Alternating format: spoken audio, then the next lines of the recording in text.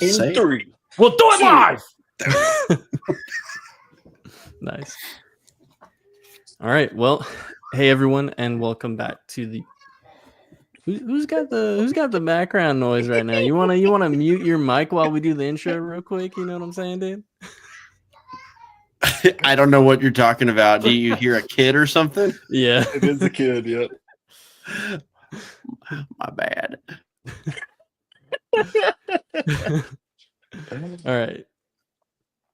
Hey everyone, and welcome back to the Banter Fodder podcast. I'm your host, Drew, joined by my co-hosts Michael Hoover Dam and Jimmy Jam, the Walker Texas Ranger Man, and Mitchie Man, the Michelin Tire Man.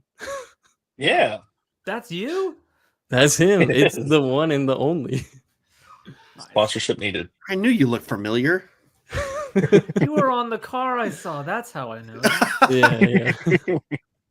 Nice Oh, pull. man. That's good.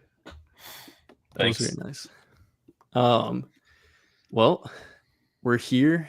Oscars 2025 just happened, which is crazy because it felt like Oscars 2024 was just yesterday, which it wasn't. It was over a year ago. What? Yeah, I know. That's crazy, Big right? But yeah, I think just to jump into things, let's go ahead and do our classic, what's the last thing that you watched? But this time we're switching it up. We've heard the feedback. We're just going to do one film or show that we recently watched, and and we're just going to, give some quick thoughts before we jump into our main discussion. So we'll start off with Mitch since he's our guest today. Okay, so just the very last film. It can be any of the films that you watched in the last week or so. But one of them. Just pick one. Okay, I'll just do the last one, which is The Substance. Nice. You guys want to talk about it or no? Yeah, that's what Yes. we're waiting on. Very cool, I didn't know man. if we were just gonna list them and then select one that we find. Oh most no. Yeah, we're gonna give quick thoughts. I thought you were making a joke that there was no substance to the film or something like that. We'll go with that one. Yeah. Wow, that's a layered Yeah. joke, dude. It is. Drew, Oh, that man. drewed me. I like that. So The Substance freaking rules. It feels like a modern day Cronenberg film with the body horror.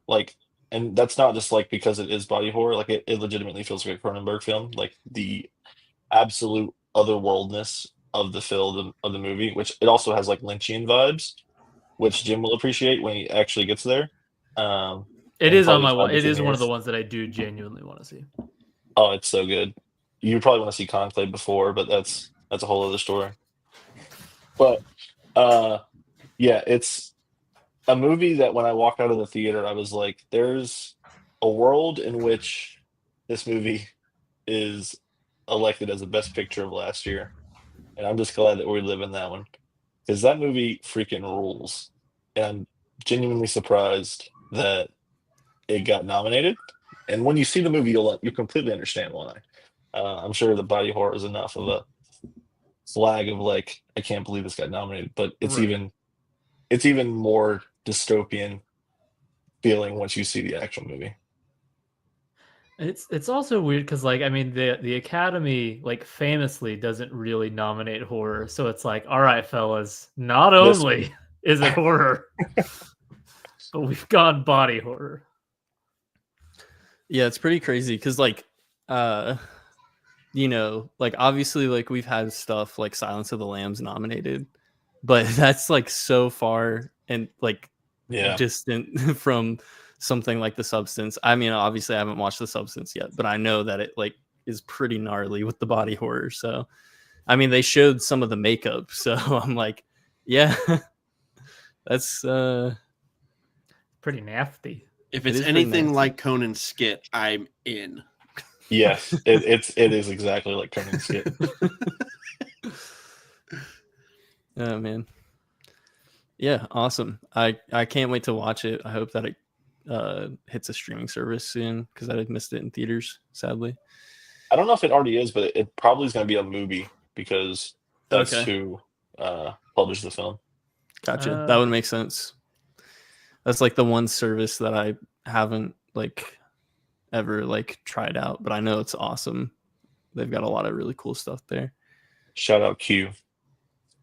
Shout out I've Q got for to sure. I got to keep paying for Mubi, because if I stop paying for Mubi, Q stops paying for Max. So Is that a Nice. deal you guys set up? well, actually, Max is the most expensive of them. I pay for Criterion and Mubi, and he gets Max, and so we're like, Nice. that's how That's we handle fire. this. I like that. Awesome. Well, Jimmy Jam, what about you? I watched Blue Velvet. I was in. Listen, I've watched Twin Peaks like a year ago now, and I've never really left the Twin Peaks mood. And I wanted to. I rewatched Eraserhead and continued to absolutely love it. So I was like, you know what? It's time to step beyond this into something new for me with Lynch. And I love this more than I thought I would. I expected to enjoy it, but I felt like part of why I love Fire Walk with Me as much as I do is because it had the benefit of like Twin Peaks like leading into it, and I was like, well, this isn't going to have that, so I'm not going to like it as much, and I don't know, it's not Dale Cooper, so I'm not going to like that as much, and blah blah blah. And gosh, I thought it was so cool. Love the music, love the songs. It still has like kind of a Twin Peaksy vibe to it, with the kind of idyllic kind of middle America kind of easygoing town. There's something about his vibes that I really really love. And it continued something that I really liked about Twin Peaks, which is like, even though it can get really dark, it also has like it's like super sincere. Like, you've got it's kind of corny, but there's a scene where like Colin McLaughlin is basically like, why do men like Frank exist? Why is there so much evil in the world? And it's like, it's almost like, it's kind of cheesy. And then like, as a response, Laura Dern just goes into this like beautifully cheesy monologue. Is like, I had a dream that Robins showed up and brought all the love with them and blah blah blah. And I'm like, dude, we were like going under the most like you just subjected me to like the most depraved acts I've ever seen by a villain like 20 minutes ago, and now we're talking about like Robin's bringing back love to the world. And I don't know, it's weird, but boy, I really loved it. And then I watched Justice League Crisis on Two Earths. I've been through this before. Stop the music. I've watched another. I watched 2 movies. Wow. I see what you did there. Yeah. Oh, brother. Yeah. I rewatched Blue Velvet because I got FOMO when I saw that you watched it, and I was like, you know what? I need to give it another chance, because the first time I watched it, I gave it 3 stars and I didn't love it. And let me tell you what, I loved it on that rewatch. And I think having seen Twin Peaks and a lot of his other work really helped me appreciate it more. But I also just like was able to uncover a lot more with the themes and like what the film was trying to say. So I'm a fan. And that's not the movie that I'll be talking about when I get Cheater. All right, Michael, go ahead. Yeah, everyone cheated but me. James even threw in the second one. Whatever. Mitch, Well, what was you your are the second best one? of us, you know? So this week I really just have stuck with Daredevil, man. I'm just plowing through. Really over the last couple of days, I've continued it in season 2. I had like a 5-day break when I didn't have time to watch, but I have watched from 1 through, I believe I'm on 10 now. I'm on season 2, episode 10. Season 10. Season 10. Yes, I'm ahead of the writers. So I'm loving this show. It's not quite as strong as season 1, but at least at this point, I find myself really enjoying season 2 more than I thought I would, based on what people always said about it. And the Frank Castle is a sick character. He is such a cool character. And honestly, his monologue when he talked about his daughter that was like 5+ minutes long, way better than Adrian Brody's monologue. His monologue where he talked about his daughter had me in tears, just him describing all of that. And I was like, that is like, that's some real acting there and incredible writing. I think this show really, really has so many moments. It's not just like, oh, there's a few moments here and there that really like, and then there's a bunch of action. No, there's like a bunch of moments like all over the place where the show is just like on another level from a lot of the comic book shows. Many of which I at least like, but there's a clear quality gap. This one is potentially the best one I've seen. And I'm really, really, really enjoying it.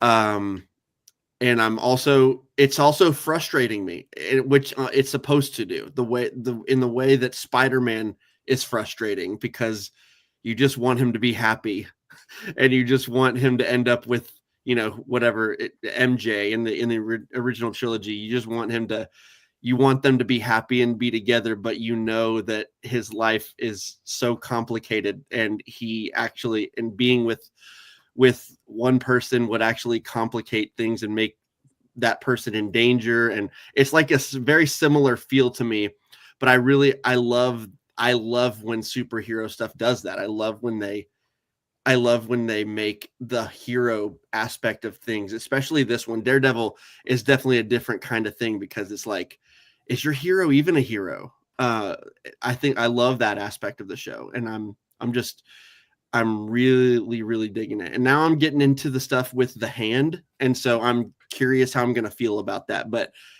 I'm not as intrigued by that so far as I have been all the other stuff like Elektra and the Punisher and stuff like that this season. So, but yeah, loving it, absolutely loving it. Not quite as good as season 1, but still awesome. Nice. Yeah, I think I agree. The first season is just on another level for me, but I love the second season. I love the third season. I really hope the new show doesn't disappoint. Seems like it's getting good ratings right now. Yeah. So we'll see what happens. But yeah, let's go ahead and segue into our Oscars discussion. And 12 minutes, y'all. Is that better? I thought you said Blue Velvet wasn't going to be yours, Drew. Oh, wait. You know what? I didn't even talk about. I didn't even talk about mine. Wow. Wow. I was just ready to talk about the Oscars. I'm gonna go ahead and talk about The Monkey, which I just saw in theaters the other day. I really want to talk about this one and highlight it because it's gotten a lot of flack lately. I feel like there's a lot of people like on my friends list on Letterboxd who have rated it pretty low, 2 stars, 2.5, some 3s. But I think it's a lot better than that. And there's a lot of people that I've just seen who don't really vibe with it stylistically. And like in some ways I kind of get it, but like I was such a fan because it is fully committed. Osgood Perkins fully committed to what he's doing with this. It feels like a love letter to 80s like B horror films, 80s slasher films, 90 horror films, where it's campy and it never lets go of that aspect of it. And it's also serious when it needs to be. And it looks visually incredible. So just imagine like an elevated, like campy horror film, and that's what it is, like just in terms of quality. But yes, actually that's a great shout out. But it's also like a lot funnier than I was expecting, because I feel like there's been a lot of like horror comedy films that have come out in the last, like, let's say like 5 years, and they either lean like or they usually tend to lean too far into like the seriousness, the horror aspects, and kind of forget that it is a comedy because it's marketed as a horror comedy. But like this is legitimately funny, like in the way that I would compare it to like the Evil Dead films, where it's just like it's super funny. It's like really dark humor, but it made me laugh. And like everyone in my theater was laughing. So I think like that's a really good sign. But I had a great time with it. It's not perfect. It's, you know, you're not gonna get anything like super deep or meaningful from it, but it just feels like a love letter.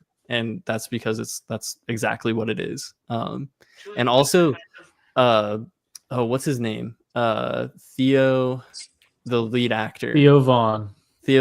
Yeah. Also, Is called he Jim, the by the way. monkey? Theo Jimbo. Theo James is amazing in it. Like truly fantastic, which I can't really say that about a lot of other stuff that he's in. So Osgood Perkins was cooking. Hello, Stoney. Hello, What's up, Stone. Stone? Stone, what have you been watching lately? Daredevil. Yeah, if y'all right are now. if y'all are in the chat, if y'all are watching along, tell us you're here in the chat, and make sure you let us know what you've been watching and what you thought of the Oscars. Exactly. Speaking of the Oscars, let's actually talk about the Oscars now. 16 and a half minutes. You like It's that? still way better than it was before. Yeah, that's fair. Good times. So where do you good want to times. start at with the Oscars? Do we want to talk about Jim and Jim's failures? Yeah, let's actually let's start with that.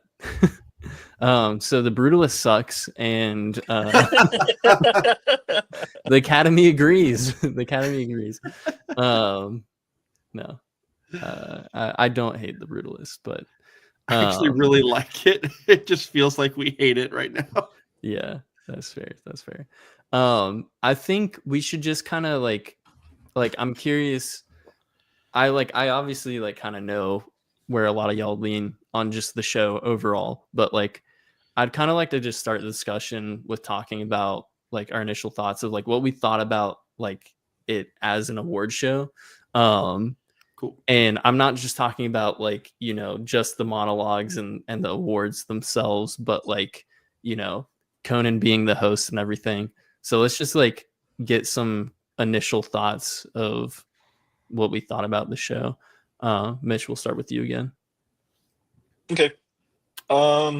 So for those who aren't as close to me as the panelists here, I am a huge fan of award shows in pretty much every medium.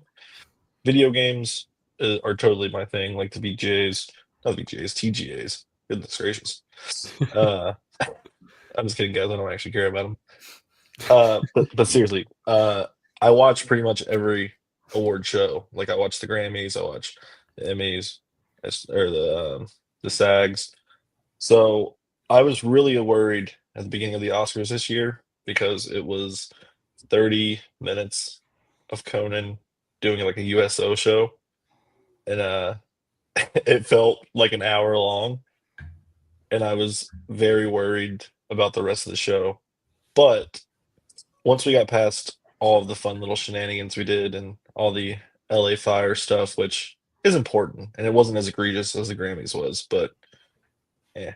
I thought the actual award ceremony when it started was very good. I think that Conan in between like the awards, the hosting was very good. The jokes were very funny. They were timely.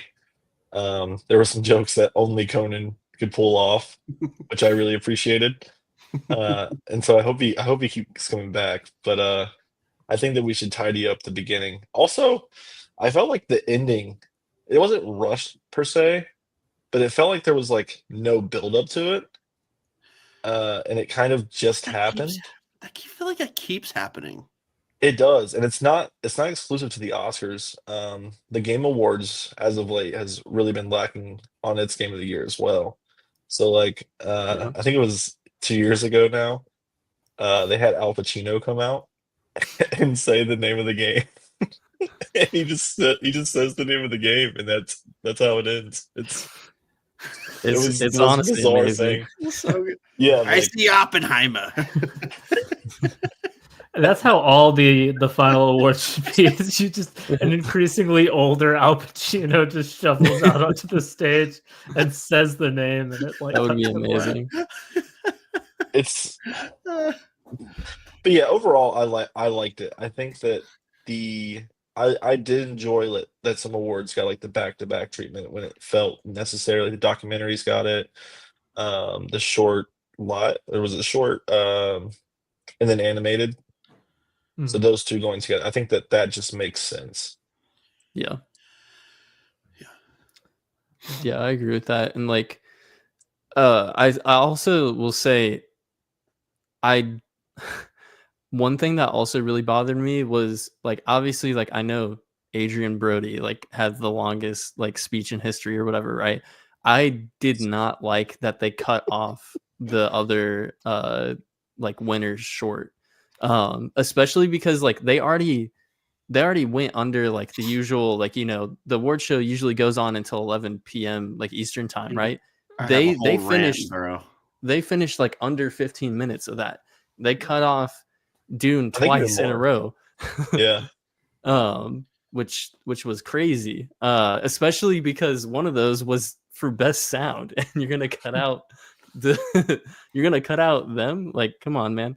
So yeah, I mean there's definitely things that they can improve upon, but I think like having Conan as the host was an amazing decision because he's actually funny and he I think that like I agree with you, the start of it went on too long, but like once we actually got into the award show, I loved the way he transitioned between categories, and it had a really nice pacing to it.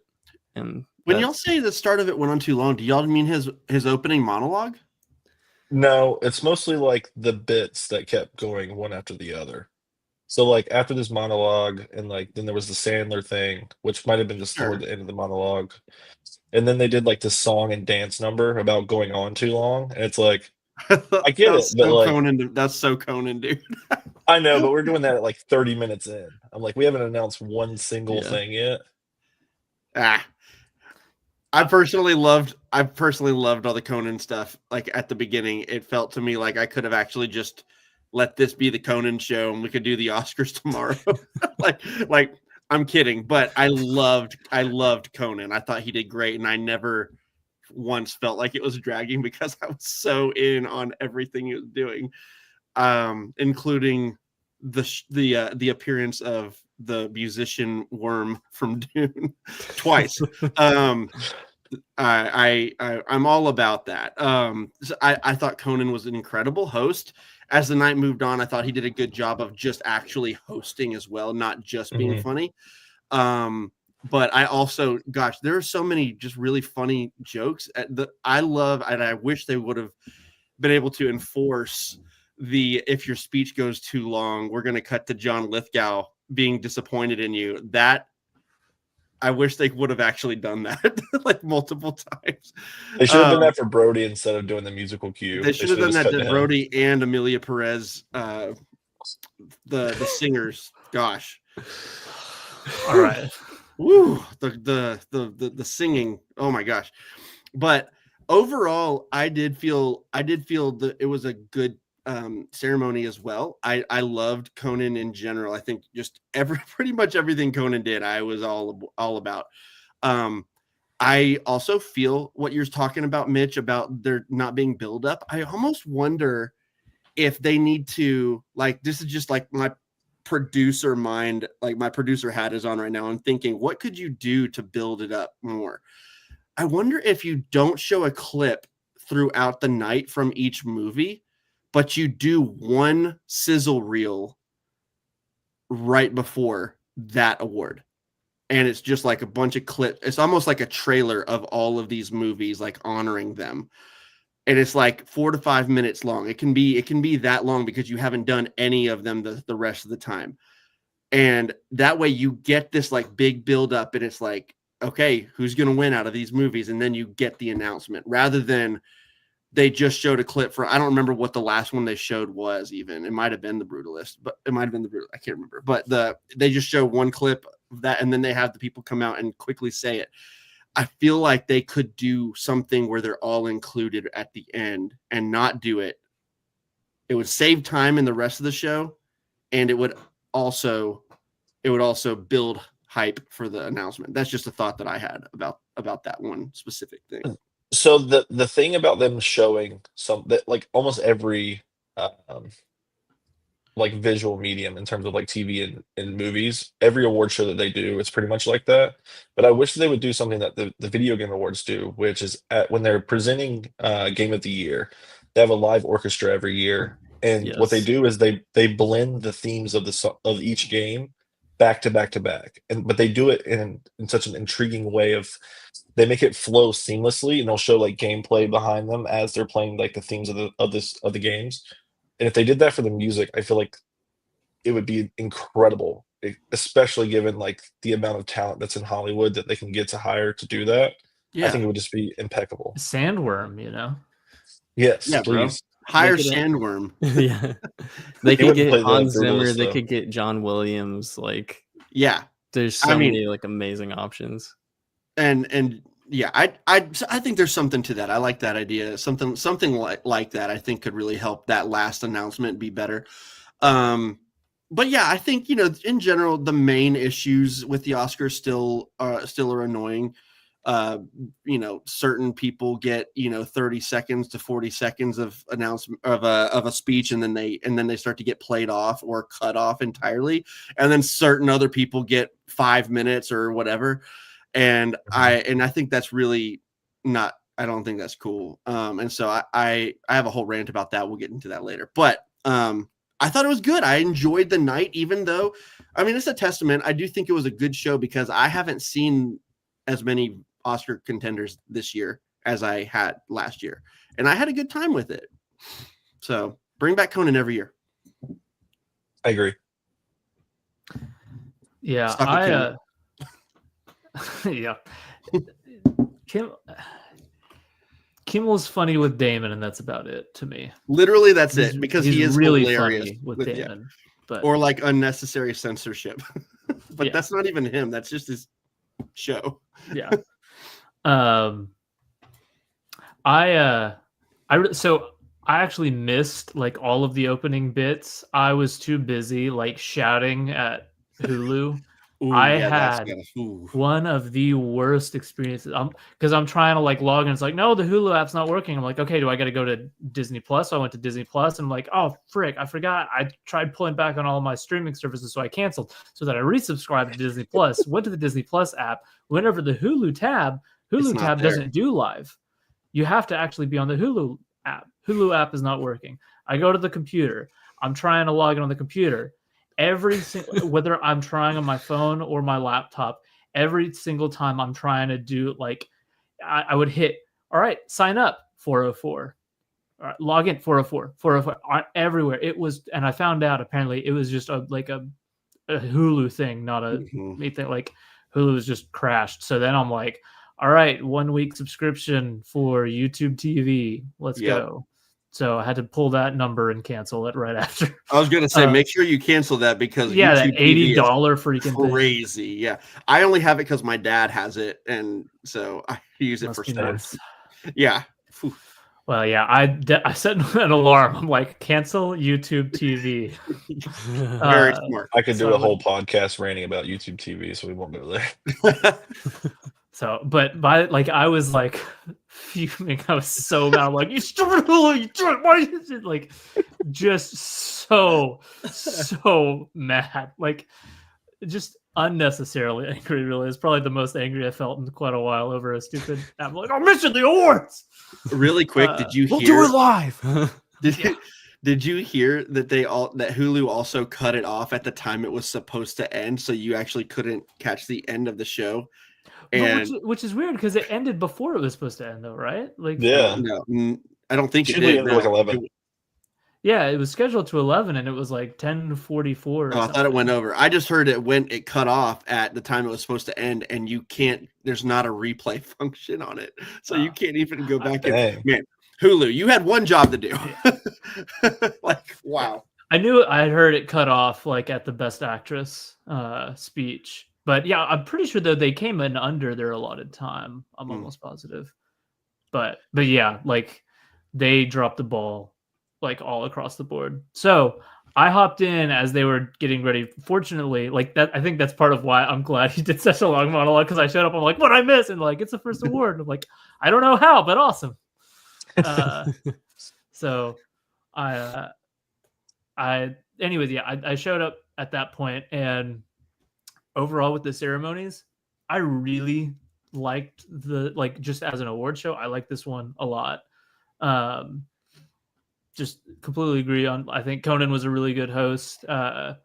He's always been my favorite like late night host, anyways. So I was really into his jokes, his humor. I thought everything landed, and he's got the particular style where I'm like, yeah, only you would have made that funny. So I really like that a lot. I really liked the whole. I feel like the pace was just really, really strong. Like part of what Mitch was saying was just like having the like pairing up a couple awards. Instead of doing the whole, here's an award, now let's stop for like a 5-minute sketch, and here's an award, now let's stop. Like they pulled back on their sketches. The only one that I was like, this wasn't super funny, but it also was only like 2 minutes long, was like the theory of it was funny, but the execution was a bit cringy with like the best costume design presenters, and he's the only one who dresses up in the costume for the movie and stuff. I'm like, oh, it's whatever. It's kind of a take it or leave it. It wasn't egregious. But the Bill Skarsgård one was funny. Yeah, I laughed at that. I'm actually being funny. the joke or the part that really made me laugh was when it's like, oh, like the big characters like Pennywise and Count Orlok. Yes, and she just like says her name. Like that's one of the big performances he's not. Yeah, I thought that one was really good. I liked the one where he brought out the firemen and he's like, you have to laugh, they're heroes. Yeah. And it was just brutal jokes. It was good. About the first one especially about Joker. Ooh, yeah. So yeah, overall, like they pulled back on bits, and the ones they did were mostly like pretty solid. Ben Stiller was funny. Like, I love that. That was like, good. That one was good. So it's just like, it was like, hey, this was actually like, I'm not having to sit through like really unfunny people doing unfunny things for like 7 minute stretches at a time. So I like that a lot. I felt like it was just generally a feel like it felt like pretty movie focused. I remember it was a couple of years ago where the conversation afterwards was like, I know this was a movie like award show, but it didn't feel super movie focused. I like y'all's idea of like putting something before Best Picture, but I don't want it coming at the cost of like the Best Picture clips overall, because I actually think that is one of the things they do that does hype up Best Picture, because like no other category gets that, you know, like you're not like the award show isn't sprinkled around like, oh, here's a little 30-second clip of like best sound design that we got coming up in a little bit. It's like, no, we're just constantly getting clips. I would love of that, like, actually. I think sprinkling in exclusively Best Picture nominees does kind of like at the very outset kind of say, we all know that there's a big one we're building to. Fair. So if they came in underneath the runtime this time, they could definitely just do both. Yeah, exactly. Like I agree. I felt like whenever it ended, I was like, oh, whoa. I thought I was gonna like be pushing my bedtime back. not really. All right, old man, let's get you to bed. For real. I got about 5 more minutes and then I've gotta I also really like that I like the playing clips of the performances from the movies as they're doing like the best actor, best actress. I've always liked that, and I always don't like it whenever they don't include that. So bringing that back, just playing clips of best pictures, playing clips of performances before. I really all of that just felt like the show was aware that, like, yeah, we're about movies. We're showing clips of movies. I don't know what brought on the Bond tribute. I thought it was really cool. I did a big Bond marathon this year, so I was all for some Bond stuff. Margaret Qualley, sure, bring her out. I don't understand why she's there Always. either, but hey, for it. But anyways, that Bond tribute was about 10 times better than that weird Godfather tribute they did like a couple of years ago, where it's like, coming up, a tribute to Godfather, and it was like a minute and a half kind of like random YouTube thing that you could have like searched, and they put this really weird kind of R&B Godfather remix over the whole thing, and they're like, and that was it. That was our tribute to the Godfather. See you later. I'm like, that sucked. So this felt a lot better than that. I want to make a quick footnote there. I don't know if you guys find this as an apt analysis or not, but Robert, but Margaret Qualley, I guess that's how you say her last name. She reminds me of like Timothy Chalamet just as a female, and it's not an insult. It's just that she's in like these weird roles in these big movies, and like Timmy's getting a lot of love right now, but like she didn't get enough love last year because she is amazing in The Substance. And she's also amazing in Kinds of Kindness from Yorgos Lanthimos. That was last year as well. Both of those roles she was really, really good in. So the fact that she wasn't nominated for Best Supporting Actress last year when she was probably one of the best just in film in general is really sad. But I was really happy to see her there. Yorgos, I don't know that. I think Yorgos is probably going to... All right, shut up, Stone. Stone said... did a big Bond marathon usually implies he finished it. Shut up. I'll finish. I got too many things. Eventually. Also, okay. I was gonna say, Margaret Qualley. Like, I feel like anything that I've seen her in, she's fantastic. Even if it's like small supporting roles, like Once Upon a Time in Hollywood, amazing. She's great in that, honestly. Which also, like, dude, Quentin Tarantino literally has like the entire lineup of all the like new like upcoming stars right now. Superstars, yeah. It's so weird. Sydney Sweeney, Margaret Qualley, Mikey Madison, Austin Butler. Yeah, like that's incredible. It's insane. Yeah, and like they were all. I mean, a lot of them were in something that was nominated this year, or they actually all were. Yeah, so yeah, that's awesome. None of them used AI either. Wait, what was Sydney Sweeney nominated for?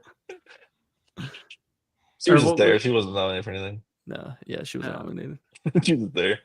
Yeah, she's there. Yeah, she was nominated for that one movie with what's his name? Glenn Powell. Glenn Powell, yeah. Yeah. I don't know why I couldn't think of his name. Best original screenplay, dude, for sure. 100%. 100%. Well, Anora did win, so it's not that we can't call it too far fetched, I guess. Hey, I haven't seen Anora. I haven't either. I thought the Bond thing was okay. I thought it was weird. Like, it's not an anniversary, is it, or anything? No, I think they just did it as a tribute to. It's just kind of weird timing with the big stuff going on, like with the handover to Amazon. It's like I don't know. It was just. Well, I think that's the point. I think that's the point. I don't think it's because Amazon took over. I think it's because Barbara Broccoli is like stepping back. She's stepping away. Yeah. I don't know, but it was a little long for something to be like that too. It was really long, and also I was a little disappointed. With first of all of the artists that sang the Bond songs, I thought I don't like any of these, and none of them are Adele. So Adele should have been singing Skyfall. It was just weird, and the person singing it, I did not like her voice at all. So that's just me. I don't like the artist that they had a part of it, and I thought the rest of it was just kind of like there, and it was fine. It wasn't bad. It was just okay. So that was negative of the night, but it was just like it was there. And Whatever, I liked it. yeah, well, good Don't for worry, you. chat. He didn't like Kendrick's halftime performance either. What? Oh. That's right. I did not. Uh, I did not. He doesn't But love yeah. music, guys. Fraud. he is the certified music man, but he hates music. mm. Imagine He's that. a phony, a big phony. A mother faker. Have y'all seen? Oh my gosh, have y'all seen The Ringer? Yes. That's from that movie. Okay. I was wondering what was familiar. What a Random movie. Oscars What a fun movie. fact for you, by the way. We were having a conversation after the Oscars about best pictures and how many of them are all-time greats. And it had us looking at Wikipedia at the nominations, and Borat is a Oscar-nominated movie. Greatest comedy of all time. Yes, sir. Very nice. Are you talking about the first one or the second one? The first one. That's amazing. My Yeah, sister. I think it's a Honestly- screenplay that it's nominated for. Dude, I'm not gonna lie. I'm okay with that. I Really? watched Absolutely. the first time a few years ago, and I was like, all right, I like this was huge whenever I was like in high school. I never ended up seeing it. It's time to just watch like a throwback comedy to catch up on. Me and some friends. Q was one of them.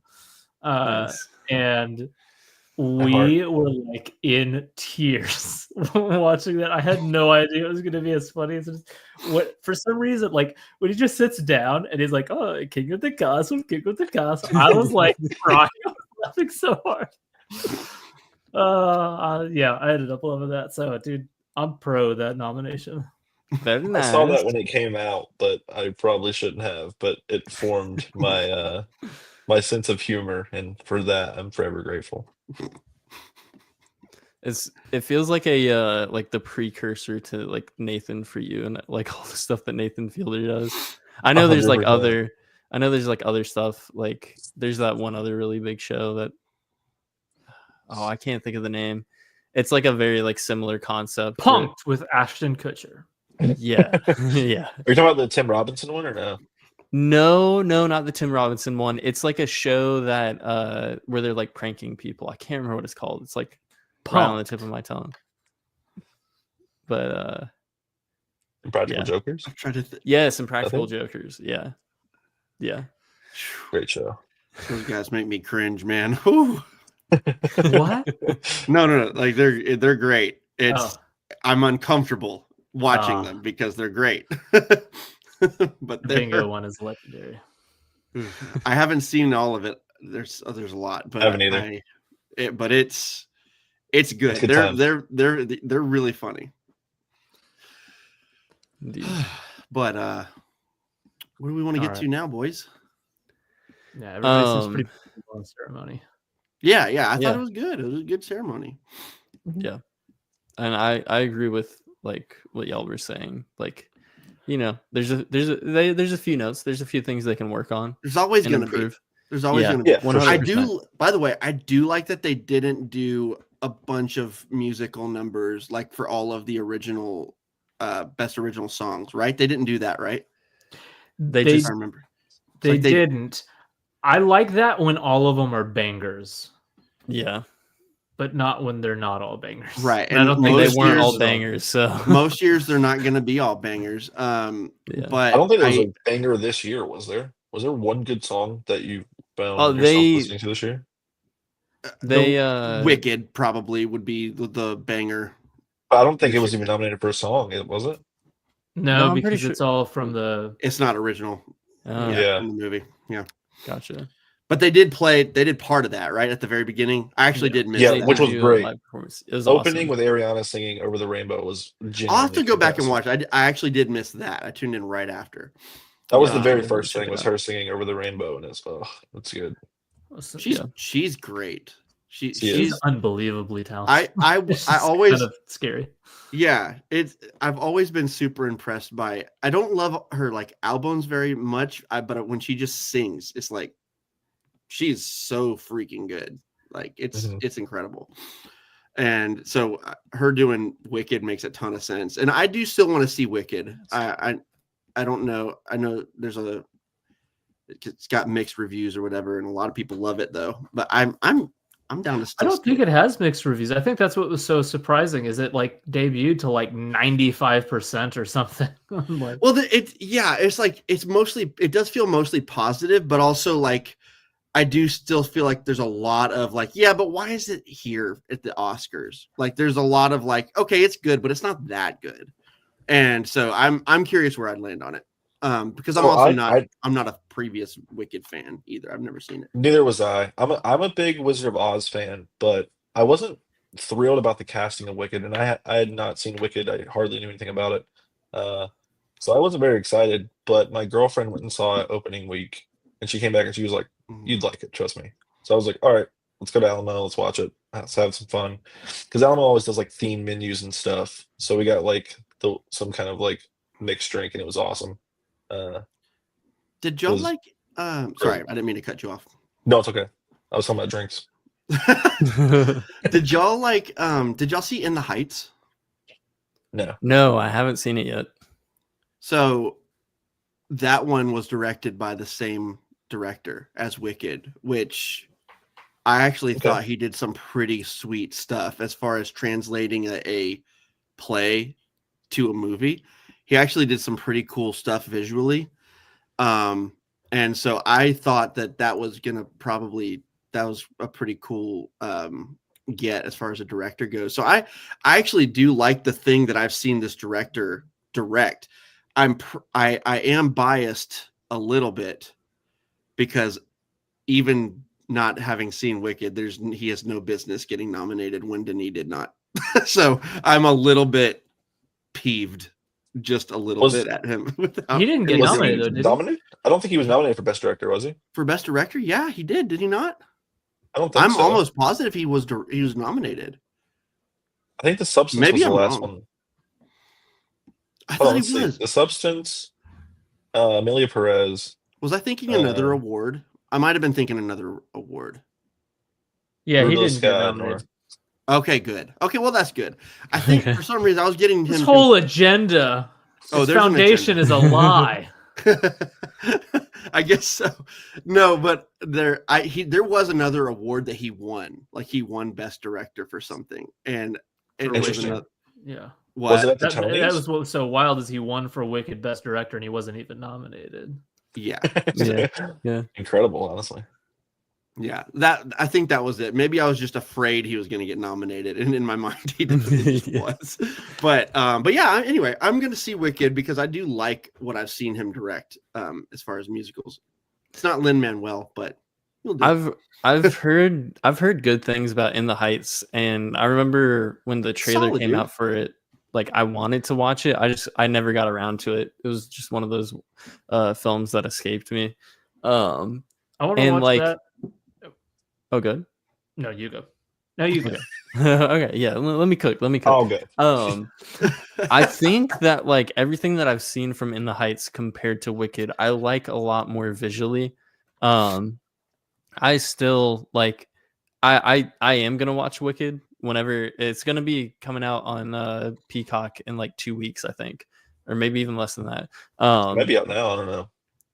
It's not because I checked. Okay. But yeah, I know it's gonna be like really soon. But I want to watch it just like based on Mitch like telling me that it's really great, and then also like hearing it from other people, and then seeing it get so many great reviews, like has me a little bit more hopeful because I was like, man, this movie is gonna be trash because I was not a fan of the trailers. And I think that visually, I still think it looks ugly. Like the color grading is so like desaturated, and I'm not a fan. And especially when you compare it to the Technicolor look of Wizard of Oz, it really bothers me. It's crazy because the way that they color it looks like it makes everything almost look like CGI. This is based on what I've seen. I haven't seen the movie, but it looks like CGI. When I know, my brain actually knows they did a lot of practical stuff in that movie. Like they did a huge sets and lots of practical stuff. It should look better. So Yeah. I'm a little bit perplexed just by what I've seen. Maybe it's great when you watch the movie, but It's better than the trailer. okay, cool. That's good because I thought the same thing, Drew. It was like, why does this look so weird when I know these things about the movie? Yeah, That's what I was especially. gonna say. Is that like? Oh, sorry, Drew. Oh, I was just gonna say, like, especially with the set designer, or the production designer getting nominated and winning, and he previously worked on like the Dark Knight trilogy. He also worked on He built Interstellar. New York City where they filmed it. He did actually, yeah. Wild. The whole like train and everything. He made that with his own like bare hands, actually. With a box of scraps. In a cave. Oh man. Yeah. So I mean, like, when I like saw that, I was like, okay, that's interesting because like they definitely did a lot of stuff practically, and it's just for some reason the way it's color graded just gives off like a plasticky look, and it looks CGI'd, and it's a shame because I genuinely do think that if there was some like actual saturation to the colors and like they went for like a higher contrast look, it would look incredible.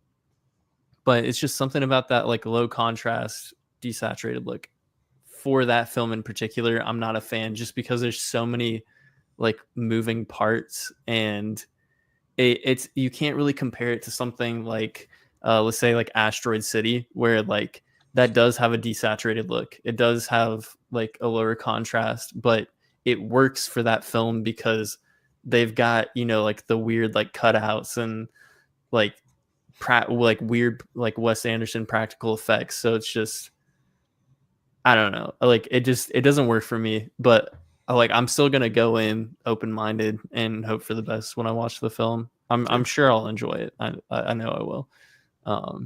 I have an agenda because I'm a Wizard of Oz fan.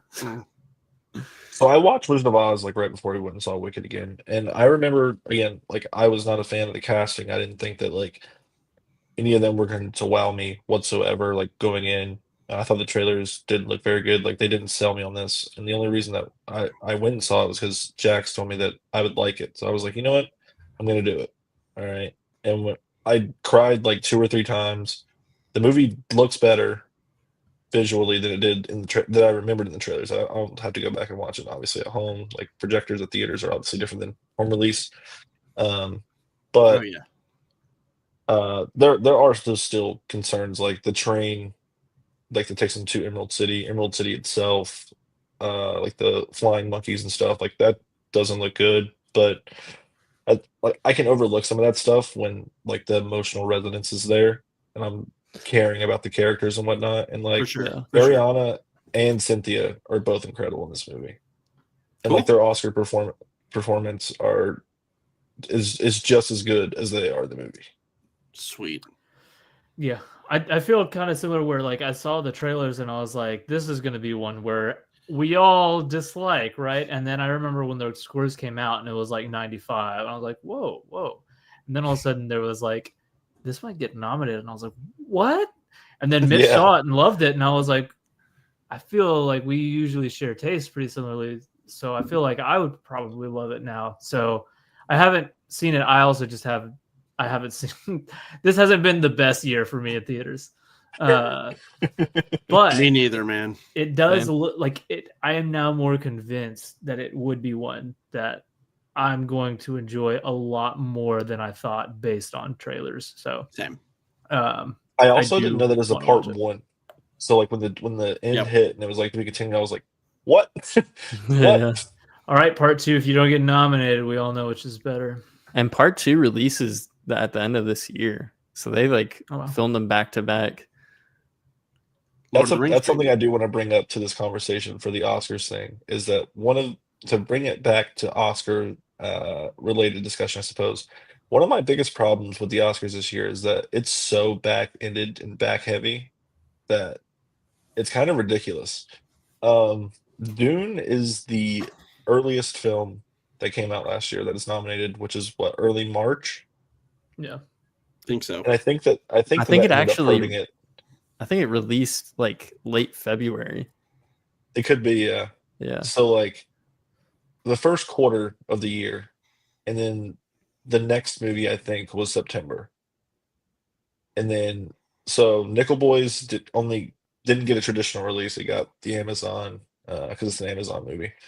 So they got the limited release. I'm Still Here didn't get a full release.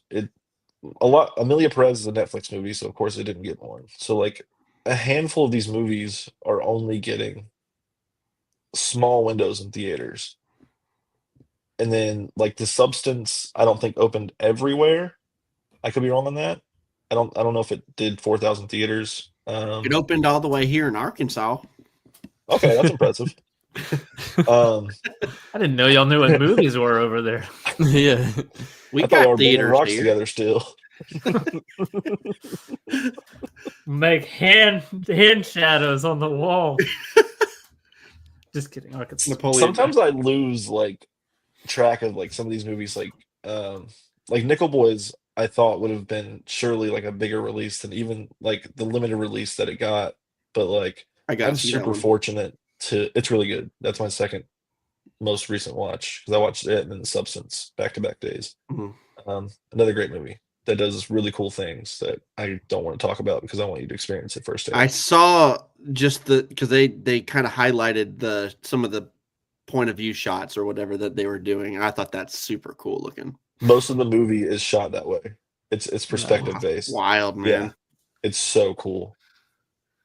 There's a few things in the movie that I'm like, how did you guys film this? Like, this is incredible. Talking about another emotional, impactful movie, Nickel Boys. If you can see that movie, see it, but you probably won't until it's on Amazon. But yeah, like A Complete Unknown came out at Christmas. The Substance was spooky season. Anora was September or October. Actually, No, it might have been even November. Anora was November wide release. Yeah, that's awful. Yeah, it was so back ended last year. It's freaking The Brutalist. Most of us didn't even get to see it. well, Until January. Like January. Two Yeah. of you didn't get to see it. I saw it in January. Yeah, I was about to say, wait, all of us saw January, right? You didn't see it in January. It had to have been February because we're in March now. And you saw it like Yeah, 2 you weeks, just 2 saw or it 3 weeks recently. after me. All I right. saw it in January. Whatever. As Doesn't soon as it matter. came He out, saw it and I he was loved like, it. no, it does matter. He's a fraud. Dang it, February True, that's 7th. true. Yeah, get wrecked, dude. Yeah. But I do think the Oscars are generally backloaded, right? Generally speaking, not I don't know maybe if not it's as been to severely. this. I don't know. I think this is a bad concentration of like being probably a bit more back-ended than it's been in quite a while. Dude, that was a Dude. crazy. Sorry, Brian, dude. Oh man. We gotta read it. Brian says, "Figured God's Not Dead on his 565th week as #1 at box office in Georgia." I mean, In Georgia. Arkansas. Georgia. Why did I say Georgia? Where do you live, son? I lived in Georgia before here. Actually, that's what They didn't learn how to that's read in true. Arkansas. Man, that played right into the joke. That's good, man. That was funny. Yeah, that I gotta was hand That it was to a you. banger. I'm not even mad. That's amazing. I'm not even but like I think it was kind of a compound thing of like probably a bit back heavier than it typically is because like there's like we call it like Oscar season, which is when a lot of them come out, but I feel like it really was like November, December was when most of these came out, and that's Some of them are January. yeah. Sadly. And even some of us didn't see it until February, so Right. but it felt like it was a little bit more back-ended than normal. And when you add on top of that, the streaming services, like streaming services and limited releases, where it's like, Yeah. Wicked, Dune, and A Complete Unknown feel like they're the ones that actually got like normal movie releases. Mhm. But And even outside A of that, Complete Unknown was in theaters way shorter than I was expecting, because like it released in December, and I remember like I wanted to watch it in January, like in January the middle. 31st, probably. Yeah.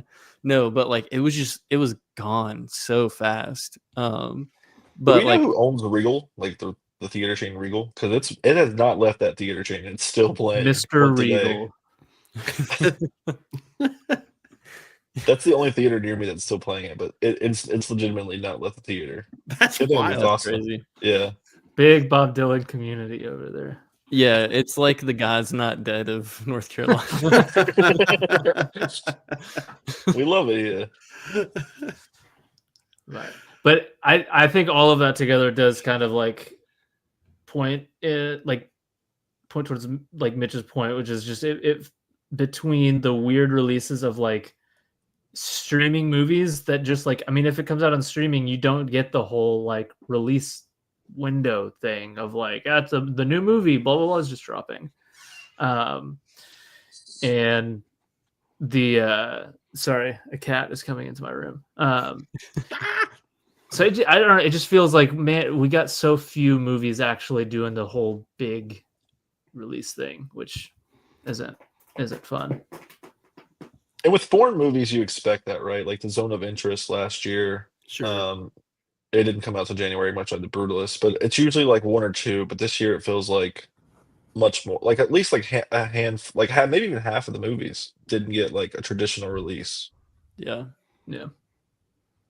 Yeah. Like I really, really wanted to see I'm Still Here, but for one, I didn't know about the film until it was nominated. Same. And then it had like just a very limited release after it was nominated at like a few independent theaters out here. Mostly art And houses and stuff.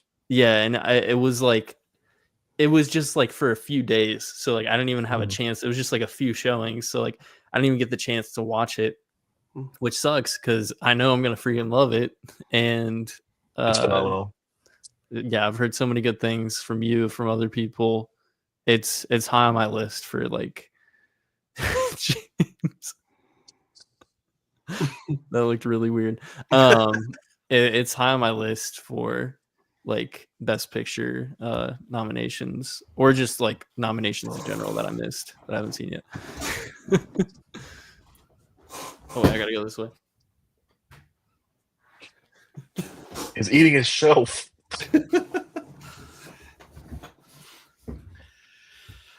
Classic. Yes. I had a question. What did like every year it feels like there's the evaluations of like, all right, not talking ceremony, just literally just talking about on the paper nominations. What's everybody's thoughts on like, is this a strong year, kind of middle of the road year, weak year? Thoughts on just like the Oscars, just as a lens to see 2025 or 2024 in. Do you think it was, or not? How do you evaluate the year itself?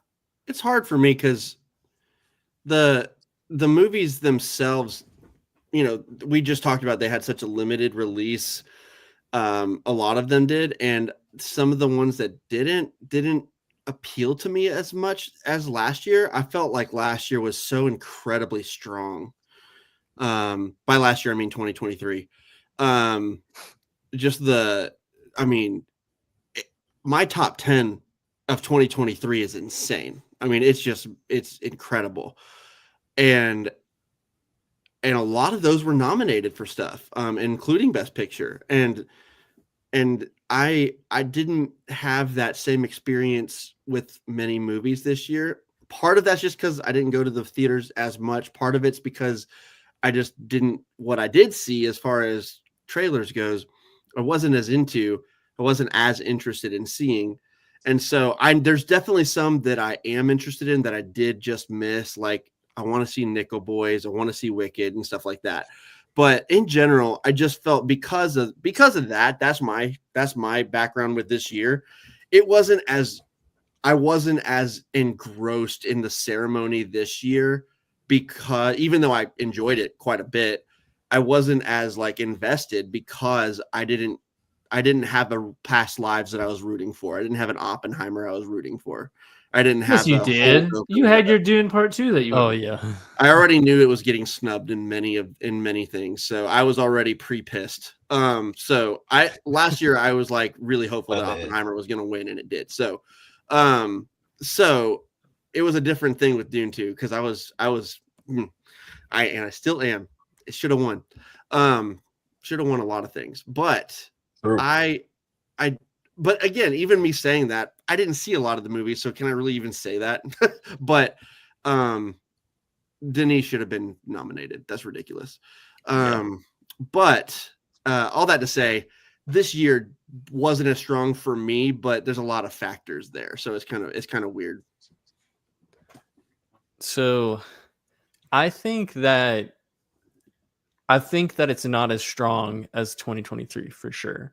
But I still think there's a lot of great stuff that was nominated. I think this year was like interesting because 2023 we had a lot more variety in terms of like huge releases that had massive box office like hits, and smaller scale like indie films. It was a good variety. This year we just have Wicked and Dune Part 2 as like the big films. The rest of them, like even a complete unknown, didn't do great at the box office. Mm-mm. So you have like a lot, except for North Carolina, apparently. Yeah, exactly. Do what? I said except for in North Carolina, apparently.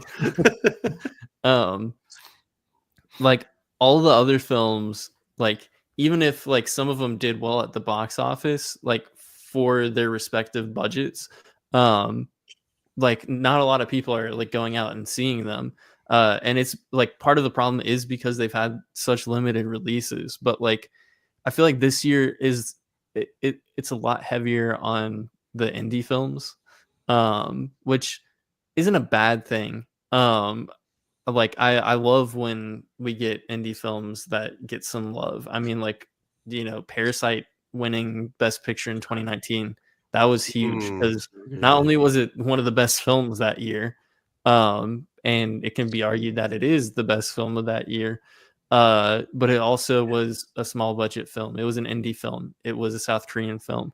And I love when those kinds of films get love, but I don't know. It's just like, I feel like this has been a weird year where like the indie films are outweighing like all of the like larger films by wide margin. And it's just because we didn't really get a whole lot of big movies that were even contenders. We just had Dune, and then I haven't seen Wicked, but obviously people think that Wicked is like, you know, in that echelon. So yeah, it's been a weird year, but like it's not like I don't think it's bad for me, you know what I mean? Like there's still like so many films like on that list that I want to see. Like I want to see I'm Still Here. I want to see Nickel Boys.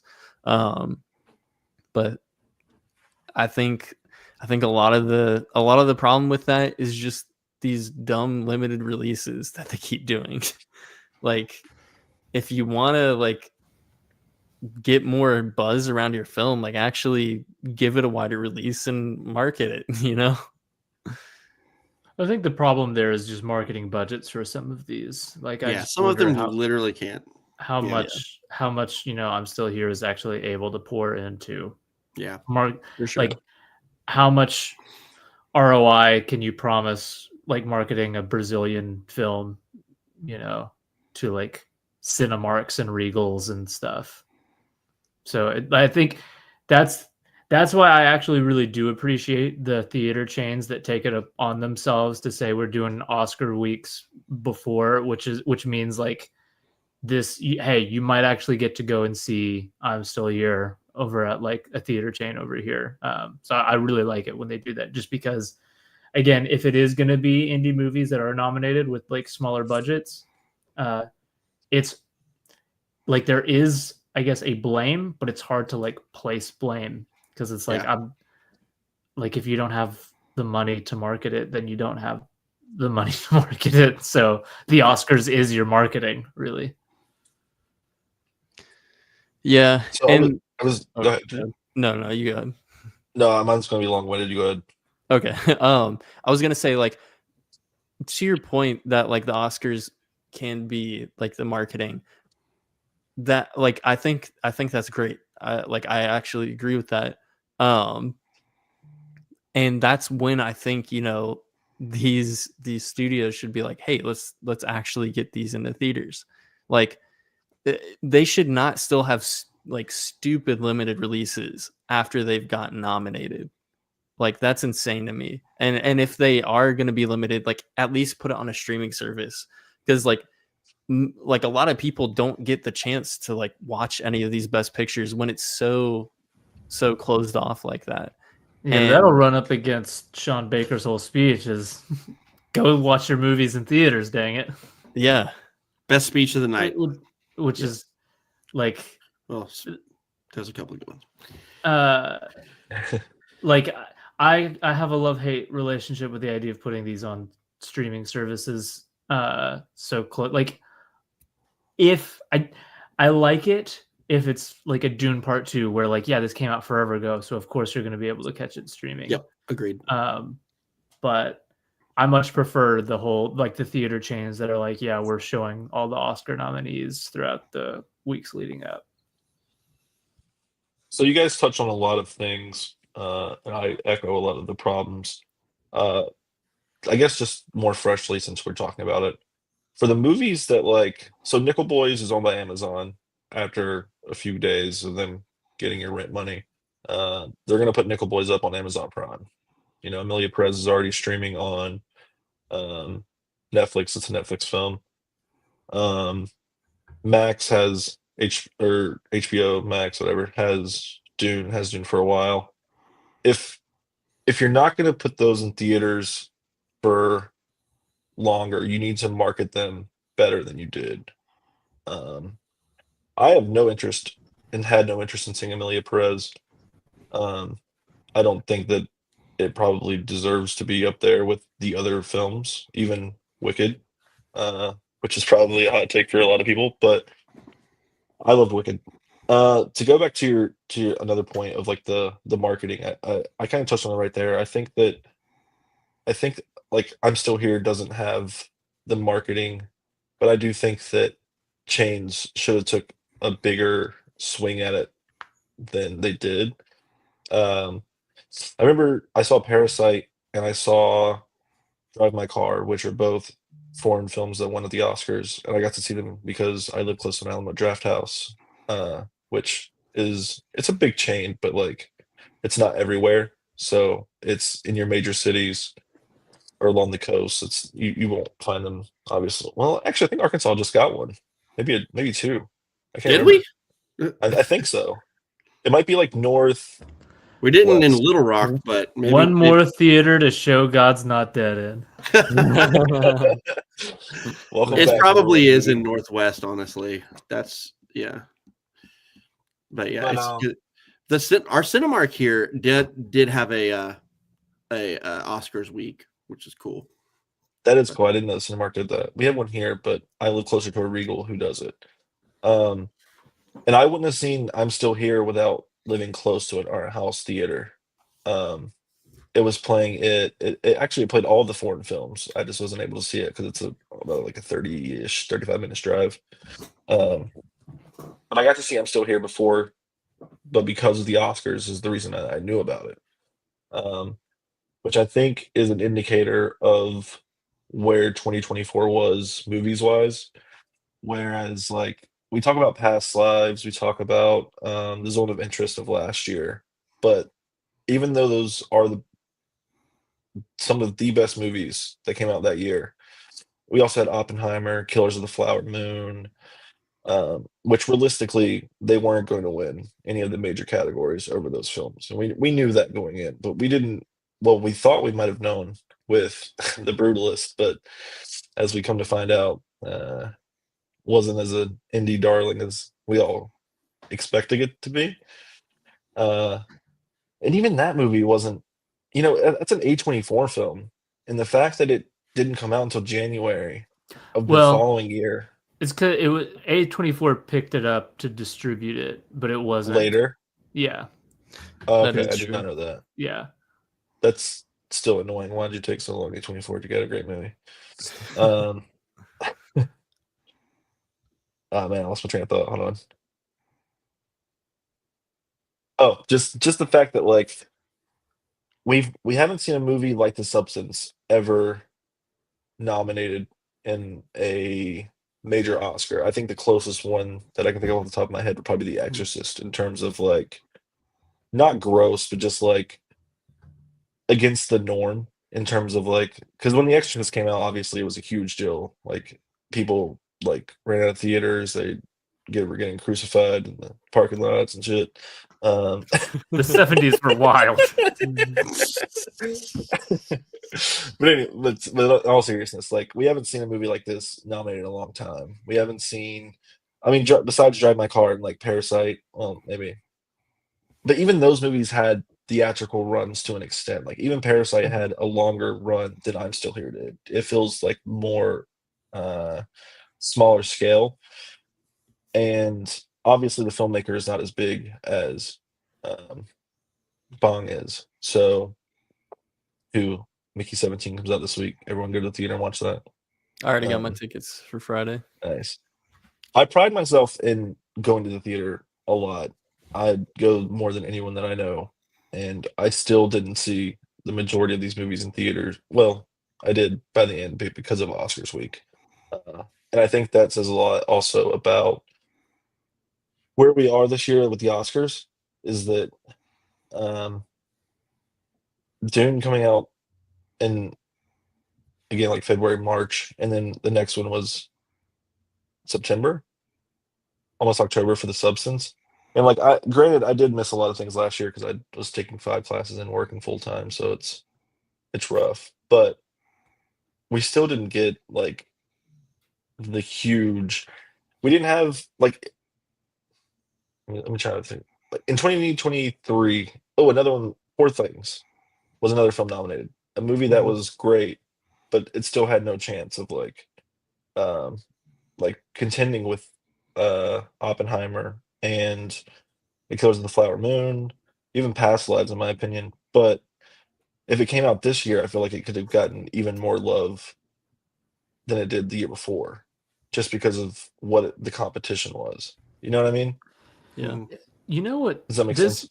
Yeah, this year really reminds me of, and I'm getting mixed up on whether I mean the 2020 Oscar. I think I mean the 2021 Oscars for the year. I don't think so, Brian. For the year 2020. Yeah. Um, uh, Brian's on a roll tonight, man. He is. because if you remember 2020, the year, and the 2021 Oscars, there was no Oppenheimer or Killers of the Flower Moon. We had Minari, we had The Father, we had The Power of the Dog, we had that was such. We had The Sound of Metal.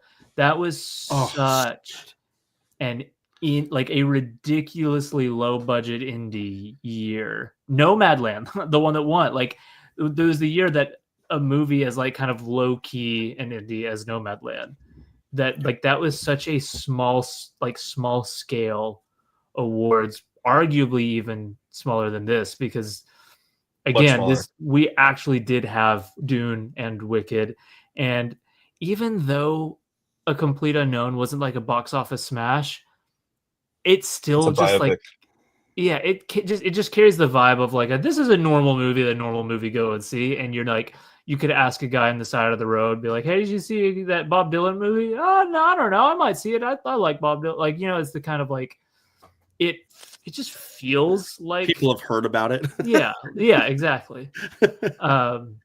Yeah. So that year was the closest that I could think of here, just in terms of like, boy, that lineup really was like, it was a series of indie movies back to back to back to back. If you're reading the nomination list, I will say, there's a lot of things that Michael said that I kind of co-sign, which is like a lot of my thoughts on this that year as a film, like last year as a year for film, has the pass through like the filter of like I didn't see a lot of it. I didn't see I'm Still Here. I didn't actually. It's easier to list the ones I did. I did see A Complete Unknown, which also kind of paints the awards a little bit for me, because like this was our kind of like more populist leaning drama, and I thought it was pretty good. Never in a million years would I nominate it for Best Picture though. And I'm a huge Timmy fan and a huge Bob Dylan fan, so it felt very kind of like the video, like, so you want to direct a biopic kind of like video, like it's like this. Let me walk you through the steps of how you direct a biopic. Not even just that, but James Watch your Mangold tongue. doing it, who gets all the love from the Academy, despite what he makes. It feels like, except for like Logan, like Ford versus Ferrari got. Do I actually? I know. I think he's a great director. It's just that like, I feel like whatever he makes, the Academy's is going to be like, "Yep, you deserve this," and it's like, well, yeah, he makes pretty good movies. You know what I mean? Like, He deserved Ford v Ferrari nomination. No, he did not. 100% Out of your did. mind. 100% did. That was a great year for movies, if I'm not mistaken. Dude, Yeah. 2019 was incredible. Yeah, that's the thing. 2019 was so phenomenal, and we're putting in an ABC original drama like Ford v Ferrari. No, come on. That's ridiculous. I still think that scene, it is the most like exaggerated emotions of like, my dad just wants to do this. Like, yes, I don't. The scene when the wife is like, does a stupid 180 when she's like, I want to know what you're doing. Like, I'm glad that you like what you're doing. I want to be involved. And then it's like, all of a sudden her motivations change the next scene where she's like, I don't like what you're doing and I want you to stop doing what you're doing. It's like, this is the most, when she's driving in the opposite lane, that scene is one of the worst scenes ever. That movie's pretty good, but good gosh, is it overrated. You could have fooled me that you liked it at all. No, but it's because we're talking 2019, one of like the most legendary years in our lifetime. Yeah, it's a top 10, man. No, not just in our lifetime, it's like but a top 20, dude, 26 of the year, maybe. Come on. No. Stone's got our backs here. By ours, that's I because just you just assume you became a guys dad. have Ford v Ferrari is like the ultimate dad movie. Like, I guess I'm supposed to like this now. You know what? Dad's like Gladiator 2, and Gladiator was awesome. I didn't see it. Wait, you haven't seen Gladiator? You said Gladiator 2. Oh, T-O-O. You haven't seen the first one? T-O-O. You You haven't seen need to fix Gladiator? that. All You right, need to fix that. dude. Gladiator. It's 1 never been goes. shown in the theater near me, so I haven't went. You know the role, Okay, boys. never I watch mind. movies in Stone, you and theaters. I are done. What did he say? He said didn't deserve the Oscar nom, though. No, it did not in 2019. Not Oh, in let me 2019. pull up what It's 2019 was. It's the top 10 movies of the year. Yes, it did. No, I don't know, dude. 2019 was insane. You honestly think Ford v No. Ferrari is a And top? again, Stone, I have to clarify. I meant Gladiator 2, T-O-O. Like, Dad's like Gladiator 2. Okay. Yeah, that's what I meant. Yeah, you're right. I thought you meant the 2 sequel as well. Yeah, Gladiator 2 was mid for sure. It was fine. It was good. But yeah, Oh, man. anyway, I like James. I think James Mangold is great. Yeah, that's not a top 10 thing. Indy 5 was not, but like I him a think lot. he's a good director oh boy. who like his movies kind of wear the polish of like great films. So it's like you're good, but maybe you're great. Like, it's just like he's talked about as if he's the peer of like other directors, and I'm like, no, we can't just say David Fincher, Steven Spielberg, Christopher Nolan, James Mangold, blah blah blah. I kind of want to like, I need the record scratch to say no. I don't feel like people talk about him like those people. People do. Yeah, I've people? never heard that before, Jimmy. I've never once heard anybody, even Put me. your ear to the ground, fellas. You hear things, all right? Oh goodness. I'll try doing that. Oh goodness. We need to get back on track. Yeah. fair, we Anyways, were talking about the Oscars still, but my point is, 6 A years Complete ago. Unknown was another movie that got nominated because of James Mangold's name being attached to And it. biopic. It's a biopic, and they're yearly at this point. Yeah. So, anyways, back to what I've seen. I've seen Dune 2 which was phenomenal. 2-1. A Good one. Complete Unknown is the only other one. I think the only other one I saw was The Brutalist, which was my pick. I thought that was like just unreal, awesome. Pretty good. No, you have a terrible opinion of that movie. So. I don't think you're alone in that, though, James. Is like a lot of people aren't going to go to see The Substance because of what The Substance is. You can't see Nickel Boys and I'm Still Here or The Brutalist until January at the earliest. Mm-hmm. A Complete Unknown, Dune, Wicked are the 3 movies that like are most accessible. Anora was out, but no one cared about Anora when it came out. It's the same thing with Conclave, where like Conclave is getting a lot of buzz right now, but when that movie came out, I didn't hear anyone talk about it in real life. I heard buzz pre-release of that one because of like what it was doing at festivals. But yeah, but like I'm saying that like not even just like film nerds. I'm talking like general populace. Oh, definitely no one not. Yeah, cared definitely about not. that movie when it came out. 100%. And like when he gets nominated for an Oscar, that's when everyone's like, okay, we'll watch this, and everyone's like, oh, that's a pretty good movie. But it, like at the time, it's like no one cared about that movie. Yeah, and it is one I had mentioned that I might end up watching it before The Substance. The thing is, I'm actually more interested in The Substance, especially now, than that one was just. It was just like when I watched The Substance, it's going to be one where I'm not like people aren't going to be walking in. I'll be like, all right, hold up, let me explain. No, there's shoes exposed in that movie for long durations of time, so not just shoes either. So, I like those shoes.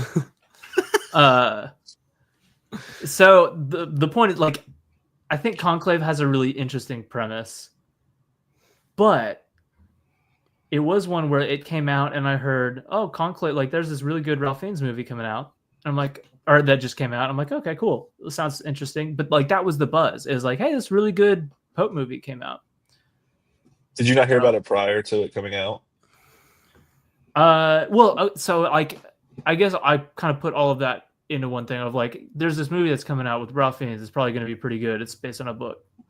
And then it came out and it was, yeah, that movie that we thought was going to be really good turned out to be really good. But it never got to the point of like, dude, have you heard of Conclave? Because if you haven't heard of Conclave. And so it seemed like it was one of those ones where it was like, it came out, everybody thought it was pretty good. And then, but I don't know of anybody who was rooting for it for Best Picture. And I don't know of anybody in my like friend circles that was like, I loved Conclave. So when it was nominated, I was like, well, okay, we got Conclave, we got A Complete Unknown, which I liked but didn't love. We got like, I don't know. Again, all of this is through the lens of like, I can only say so much and be taken so seriously before you can like rightly dismiss my opinion because I've seen 3 of the nominees. But the vibe of the year to me was like, it was similar to 2020, but a lot of those, like I saw the trailer for Minari and I was like, I'm going to be there crying day one, you know, The Father, I'm going to be there crying day one. I was there crying day one, you know, Sound of Metal. Like those movies were just like, those are my favorite kind of like indie movies a lot. And these didn't quite have that for me, just in terms of the immediate sell. But again, I actually have heard that there are really like these are really, really good movies, and I do need to see them, and I am interested in them. Yeah, I think to you talking about Conclave, it's got like a 3.9 average on Letterboxd, and like in my friends list, like most people who rate it, it's at like 3.5 stars. And it seems like one of those like films that like adaptation films that get like, it's like you usually get one of these every year that like it's good, but it also seems like another one that like may not be like best picture worthy good. But like also it's interesting that it didn't get nearly as much buzz as you think it would because the director did All Quiet on the Western Front. Which I didn't even know until I didn't know literally that 2 until right days now. ago. Yeah. What? Yeah. That NPR makes me podcast infinitely told me. more interested. Yeah. I loved Yeah. All Quiet on the Western Front. Oh, as you guys know, Warfare. same. And was that what year was that? Was that 2023? 2023. Yeah. It got so much buzz at the Oscars and like pre-Oscars, like that was like such a heavy hitter. And it was a Netflix film. It was a Netflix film too. It is weird that was a foreign language film that got way more buzz than this English language film this year from the same director. By the same director. Yeah. That's what's so weird. interesting. It's like I think it just like kind of plays into like just how weird films have been marketed this year and their releases. But also like I knew about Conclave before it came out because they played the hell out of that trailer. Oh at my AMC. god, dude. Like every movie you went and saw, it doesn't matter what genre it is, could be like, like a horror film, or it could be like a Disney movie, like, right? They play that trailer a billion times. But not once in the trailer was it like from the director of All Quiet on the Western Front. Not once. Yeah.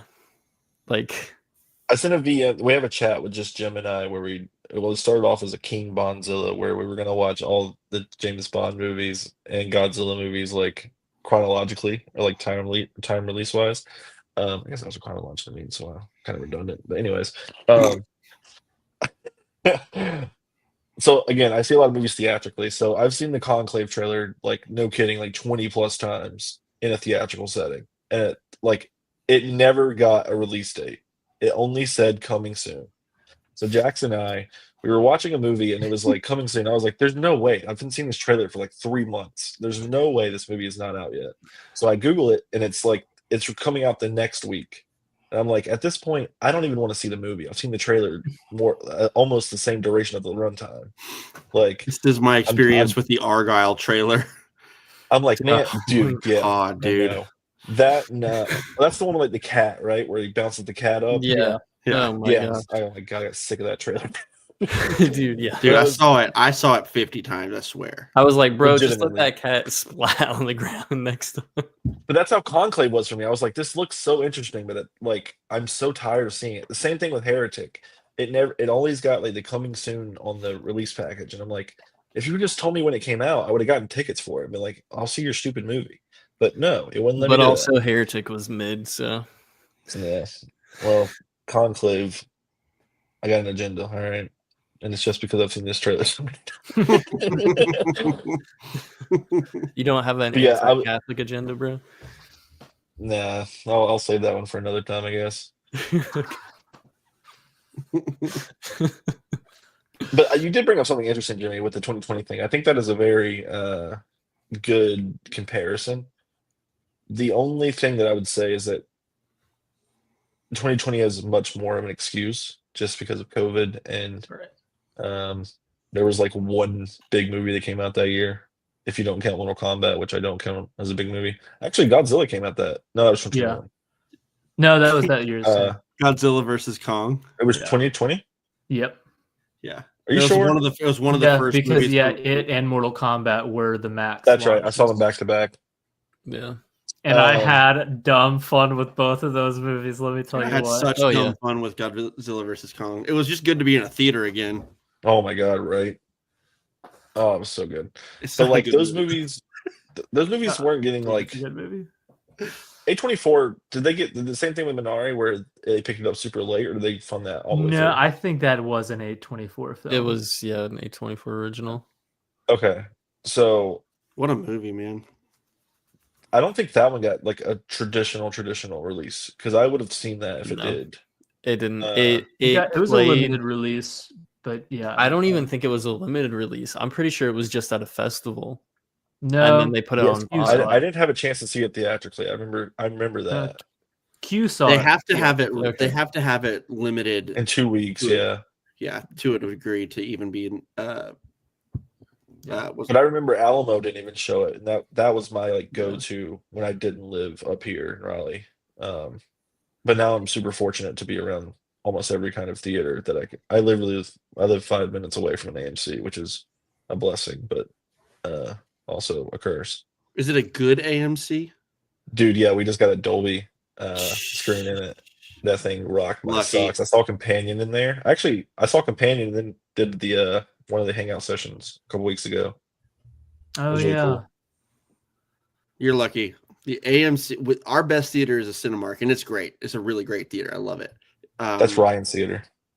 It's my Yeah, I favorite mean, I genuinely love my Cinemark. It's my home theater forever. But we have an AMC here, and it just kind of sucks, like in every way. Pain. And I want desperately to have AMC A-list. I did have it for a little bit, but I went and it was like, this is just not worth it because this experience sucks so bad. So me and Josh Mesker went and saw Furiosa, and the air conditioning was out in the summer. It was super immersive, but that's not how you want it to be immersive. I'm shoulda surprised they were worried. even open, man. That's crazy. You should have wear your assless chaps, dude. Yeah, but the leather seats, That's man. Oh, God.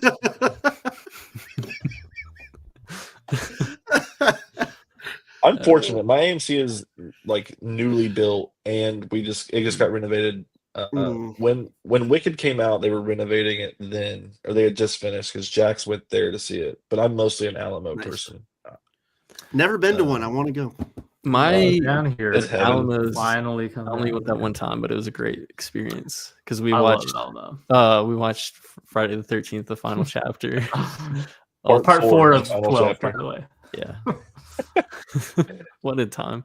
I was gonna say my AMC is actually it's not bad. I think the worst aspects of it are one of the auditoriums, which it wasn't always like this, but Aw. lately have had a lot of bad experiences with the projector. Ooh. When I saw Smile 2, like 30 minutes into the film, it just started having like this weird effect on the projector, and like it was dimmer, and there was like artifacting like around like different like edges of like people and like just different things. It was weird, which sucks because that movie looks incredible visually. Has some of the coolest lighting that I've seen, and yeah, it was unfortunate. So that theater, like I've always like, or at least lately, have had bad experiences in that specific auditorium. But other than that, like I have really good experiences, unless it's like related to the audience just being really annoying, which that's just the epidemic everywhere. My AMC, I thought was really nice, like for the longest time, because the only point of comparison I had was like a not great local theater. And so for me, nice theater meant bigger screen than my local theater. I was like, no, this one's nice.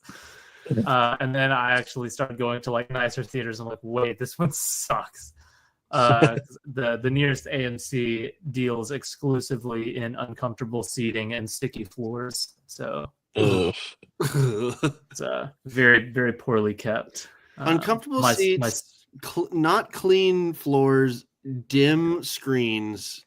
It's my just Cinemark is great. Yeah, dude, Cinemark me too. verified. Cinemark. And the thing is, my Cinemark is like 40 minutes, 45 minutes away.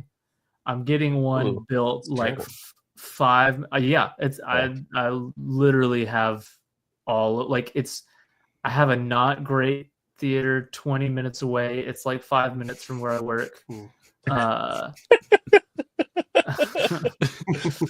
Dude, when he walked backstage with the Oscar, he had the walk of Nosferatu. Yes. It's so good. It's incredible.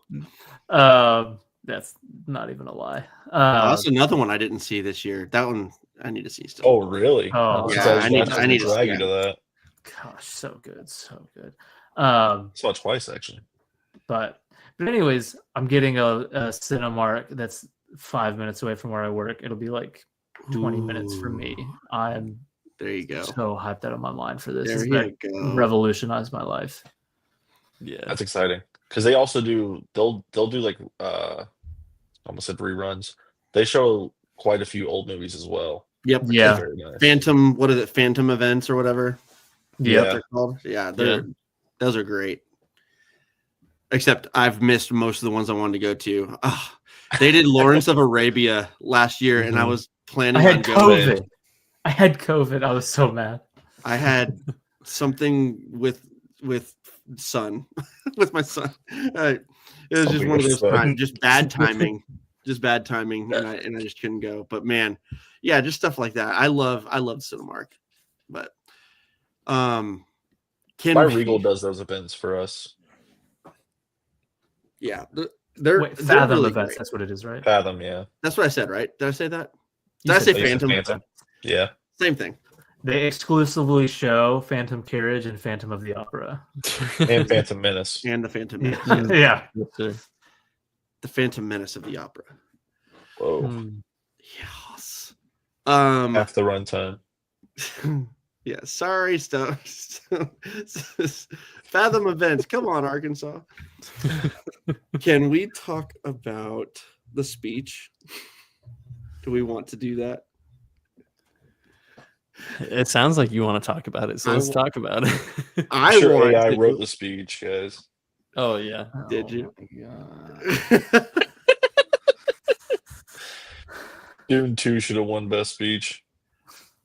Yeah, it deserved to get a speech at all. Best Actor too. Oh. Best Picture, Best Cinematography, Best Score. Definitely Best Cinematography. I cannot believe it didn't win. Oh, here's a building, guys. We ain't never seen a building before. We freaking see you right as freaking AI sandworm, generated building, bro. Dude, I need another podcast. I need out of here. Yeah. You need some better bit rate over there. You're looking like 2 frames a second over there. You're like freezing every 5 seconds. I look great on my end. It's seamless. That's also what Brody said. Man. Oh gosh.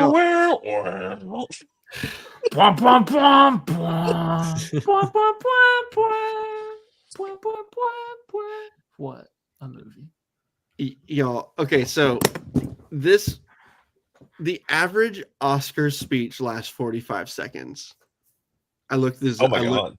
I looked these up earlier. Okay, these are numbers I looked up earlier. 45 seems so short. That's the average. So, some of them might be. I want to know what Best Actor and Actress average is, because those go longer. They than go Best longer. Sound. They tend to go longer than that, but not what he did. Adrian Brody went 4 minutes. He went 5 something. Nope. He went, well, he did, but he went 4 minutes and something seconds before the music interrupted him the first time. Got it. Which is so much longer than anyone else the entire night. And when you take into account the poor Dune guys who got a total of, let's see, for the visual effects, they got 45 seconds. The music cut them off. The fourth guy didn't even get to speak at all. And then Best Sound got 50 seconds for 2 guys. And the third guy, the mic got cut off. And I guess for me, Adrian Brody having the call. I love Adrian Brody. I always am like, nobody talks about this guy as one of our great actors. And he's so good. But him to be like, after over 4 minutes, nope, stop the music. I've done this before, or whatever. I'm like, bro. And then he went another minute, 5 minutes and 40 seconds. I just think it's so ridiculous. He took this award that he won is about him, but he made the whole night about him because he just derailed everything and was like, nope, this is my time to shine. And I'm extremely turned off by how he handled that. And honestly, like, it wasn't even a great speech. And so, like, I don't know. I am a fan. I love Adrian Brody. I will see his next movie, maybe. If there is one. If there is one. No, I will see. I do. I've always loved him. But I was extremely turned off by it. I went, when he started his speech, I did watch the whole thing. Eventually. Michael's been talking for like 5.5 minutes straight. Probably close. All right, cue the music. But I watched the full thing later, but I actually like got up at the beginning of his speech. I went back to the house to help my wife with my son, like get him in bed and change his diaper and stuff like that. I came back, dude was still talking. That should not happen in an Oscar. Either that or it should happen for at least most everyone else. So I just was like, I can't believe this. I hated it. So I wanted to vent about it because the Dune guys deserved at least for them all to be able to talk. And the guys that did get to talk were like, oh, I thank God, I thank my family. Blah, blah, blah, blah. Okay. Like they were sprinting through their stuff. And then the poor other guys didn't even get a chance. And this guy's over here stopping the music. Okay, I'm done. That's one of my favorite parts about award shows is that they're always like a few times during the night, they're like, we couldn't do this without the people behind the scenes, and the people behind the scenes win. And they're like, yeah, get off. Yeah, serious. I hate it so much. I hate it. Well, AI wins again. Well, here's the thing. Adrian Brody has paved the way for him. Now they know you can just tell him not to, and you can continue. This was my favorite speech of the night. Yeah, that's bad, Jimmy. That's no, stupid. I was so shocked by y'all's takes on this. Once again. Well, I haven't said it's on anything. brutalist related. Well, I'm talking about Michael. By y'all, I just mean Michael. Yeah. So I thought like it was actually like an actual like we call them like yes, I do. Curry said y'all remember when Christopher Judge gave an 11. That was deserved and earned, and it was great. No, see, that was a boring speech. No. Because I felt like he said a sentence and then paused for like 15 seconds and then gave. That's what Adrian did. Yeah, no, He dude. absolutely to write it. He absolutely did it. 100%. Michael's lying. Lying. I wasn't even. Kevin's a liar. I wasn't even there. I wasn't there, Mom. I wasn't even there, Mom. It's Mrs. McLaughlin. Anyways, the thing is, we call them like acceptance speeches. They're supposed to be like speeches. Like they're supposed to. Curry says James shocked in 240p. This guy was talking to me about cinematography. We got a storm going on. Speaking of visual effects winners, the visual effect winner is not, or the visual effect person behind James right now is not winning. Not winning at all. Anyways, they're supposed to like actually be like speeches, and I don't know. I actually liked the substance of his speech. I thought it was pretty solid, and I just thought it was like such a baller move to like. Because the thing is, every year, oh my goodness, Michael, go back and have your terrible opinions. James looking like the classic Godzilla dubs. The thing is, we complain every year about the like audio's not synced. Oh no. We complain about like music playing off, and I just thought it was cool for once for somebody to be like, no, hold on. I don't know. Sometimes the music people need to get told off. And I get that it happened after he'd already gone on for 4 minutes, whatever. That's my thing. It's not like they played him off after 1 minute and it's like, yeah, it would, if they would have played him off at 1.5 minutes, it would have been just for him to do that because he just won Best Actor. But for him to do that after 4 minutes is ridiculous. Now Curry's on a roll. I love this. This is great. Dude. Anyways, I don't know. I like the speech. Brian, Thank you, Brian. I'm surprised. Like the thing is, most okay, hold on. I think Kieran Culkin was great, was funny, and just because it was just so Kieran Culkin, so good. So that one was funny. But like most of the time, I don't know. And maybe it's because like everybody waited for Leonardo DiCaprio to finally win his Oscar, and everybody was so hyped. And then he said, "Stop flying on jets" for 5 minutes. So like, I don't know. I liked this speech. I liked him telling him to stop it. I liked this. I don't know. I thought it was a good speech. Tell me what you liked about this speech, Jimbo. Give me 3 favorite lines. Well, you better have it memorized. Dang it! I knew I should have.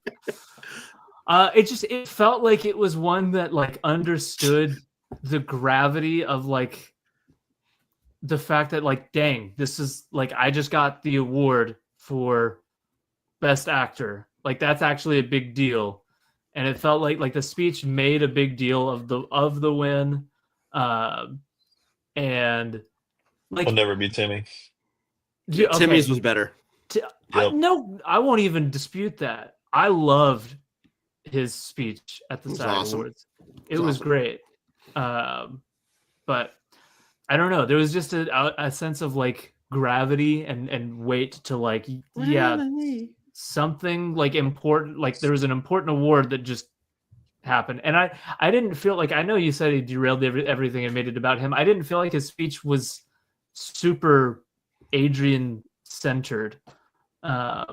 It wasn't until he made it about him. Nah. Anyways, I like the speech. So it was a fine speech. It wasn't like bad.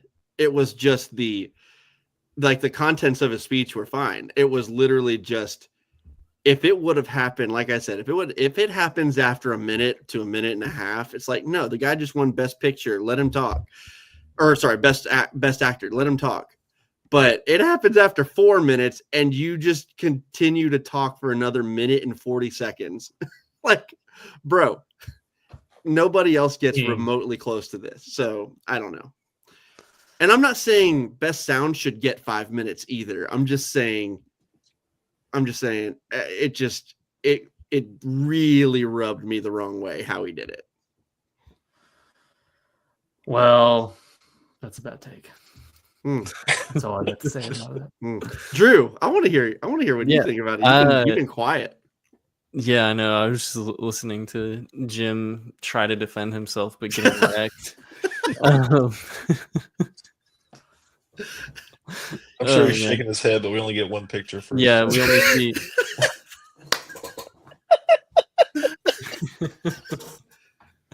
Do they even have internet in dumb old Texas? So I don't think it was a bad speech. I don't know. I've seen a lot of people say that like Adrian Brody was just being like super arrogant. I don't think that.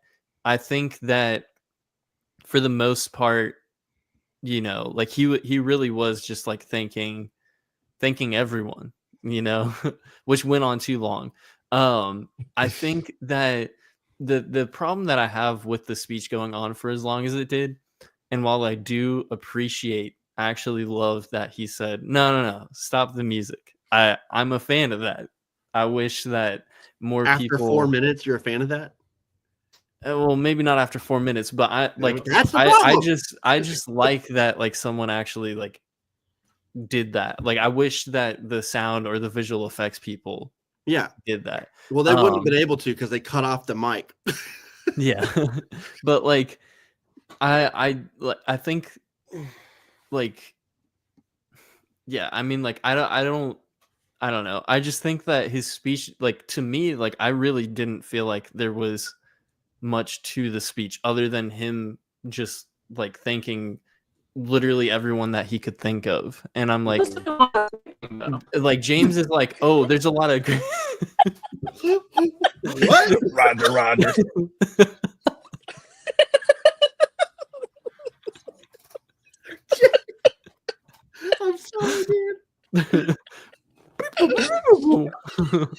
You sounded like R2. You just sounded like R2D2. Oh, he's gone. Oh no. Oh man. All right. Anyways. Oh. So now that I don't have any pushback, I don't know. I think that his speech didn't have like a lot to it, and James was like, "Oh, there's so much gravity behind like this award and like this win," and I didn't feel that from his speech. Compare that to Timothy's speech at SAG-AFTRA, and that had weight to it. That had gravity to it. And so, was that not his whole speech too, Timmy's? That like the clip that's going around that we've seen? Is that his whole speech? Almost. It's only like a minute or so. He's like, basically, he was like, "I'm appreciative of this because it means that you guys thought I did something great, and that's what I'm trying to be one of the greats. So it means a lot to me."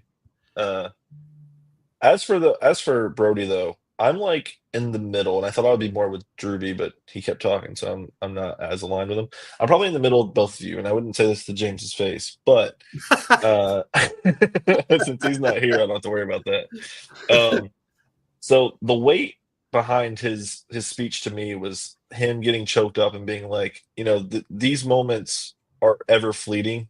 And he won for The Pianist, which is what, early 2000s, 2002 or something like that. Yeah, 2002. What a great film too. Over 2 decades, and it's like he's realizing that like to be great, you have to do more than what he's obviously been doing. But like he never thought that he was going to reach that high, because when you get an Oscar, like if you're not a huge name, you're not going to be in the conversation every year. If you're not getting the biggest roles every year, you're not going to be there. So for me, him like humbly like accepting it and being like, I'm proud of this is what did it for me. But again, it did go long, and most of it was just thanking people, which I'm fine with if it isn't 5 minutes long. But I think there is substance to the speech. I just don't think that the entire speech is as strong as Jim portrayed it to be, / maybe other people are portraying it to be, just because of the length versus what was actually said. Yeah. Like if you just accepted it and was like, I'm extremely proud of it, and like that. Though I do think I like the ballsy move of telling them to be like, hey, I know what I'm doing. In a vacuum, I love them. I love him telling them to turn off the music too. Like I said, if that happens at a minute, I'm like, dude, good for you. I love that. You just won Best Actor. You should get at least another minute, whatever. But he got 4 already. The substance came like minutes before the music cue, so it's like at this point, just hop on off. You know what I mean? Yeah. And when these other poor guys and gals get like 15 seconds and they're like trying to remember all the people that they love, or say anything remotely meaningful in like 15 seconds, and they're like, and they're not able to because they get played off, and it's just it pissed me off. Yeah, I understand it's Best Actor. I understand it's a bigger deal, but 4 minutes is more than enough. Well, more than enough. So, just rub me. I don't know if you guys did you guys watch the SAGs? I didn't watch it. I really wanted. I saw some clips, but I didn't watch it. Jane Fonda had like an enormously long clip. Oh Lord! and I guess after that, this one didn't seem like awfully long, but obviously it felt long, but like sure, she was like 10-11 minutes probably. I was like, ooh, this is, and like she's a legend, and like she won like the best ongoing or whatever, like the Lifetime Achievement Award or whatever, and she had decent points when she made them, but there was a lot of like her thinking about what she wanted to say. Also, to go back, I wanted to mention this earlier when we were talking about like the best picture, like after the commercial breaks. One of the best moments of the SAGs was when because at the SAGs they have the actors do like a little spiel before they show the clip, and Timmy was supposed to go first, and he read the first few lines and thought it was going to another person, and so he stopped and he was like, "Ooh, see, this is why we should have done a rehearsal." I saw that clip. That's great. I It love was really bloopers cool. like that. Yeah, it was awesome in real time too. I was like, I love That's this man. great. Unlike Jim, who's afraid of a thunderstorm. Yeah. Just in case it wasn't clear for those listening or watching, James is in the middle of a storm, and he conveniently had to duck out when his argument was really bad. But Just tornadoes, like man. Like, who cares, bro? yeah, we do miss you, even though you sounded like R2D2. But yeah, that was my big. That was, other than me saying over and over that Dune 2 should have won more in general at this Oscar. That was my big agenda for the night. We had to talk about that speech because I knew that James was like, this is king behavior. I hate it so much. I have a bone to pick. I was secretly rooting for Dune to get cinematography and score because I do think that they're the best of the year, but The Brutalist is also amazing in both aspects. So it's like, man, when it won, did The Brutalist win both of those?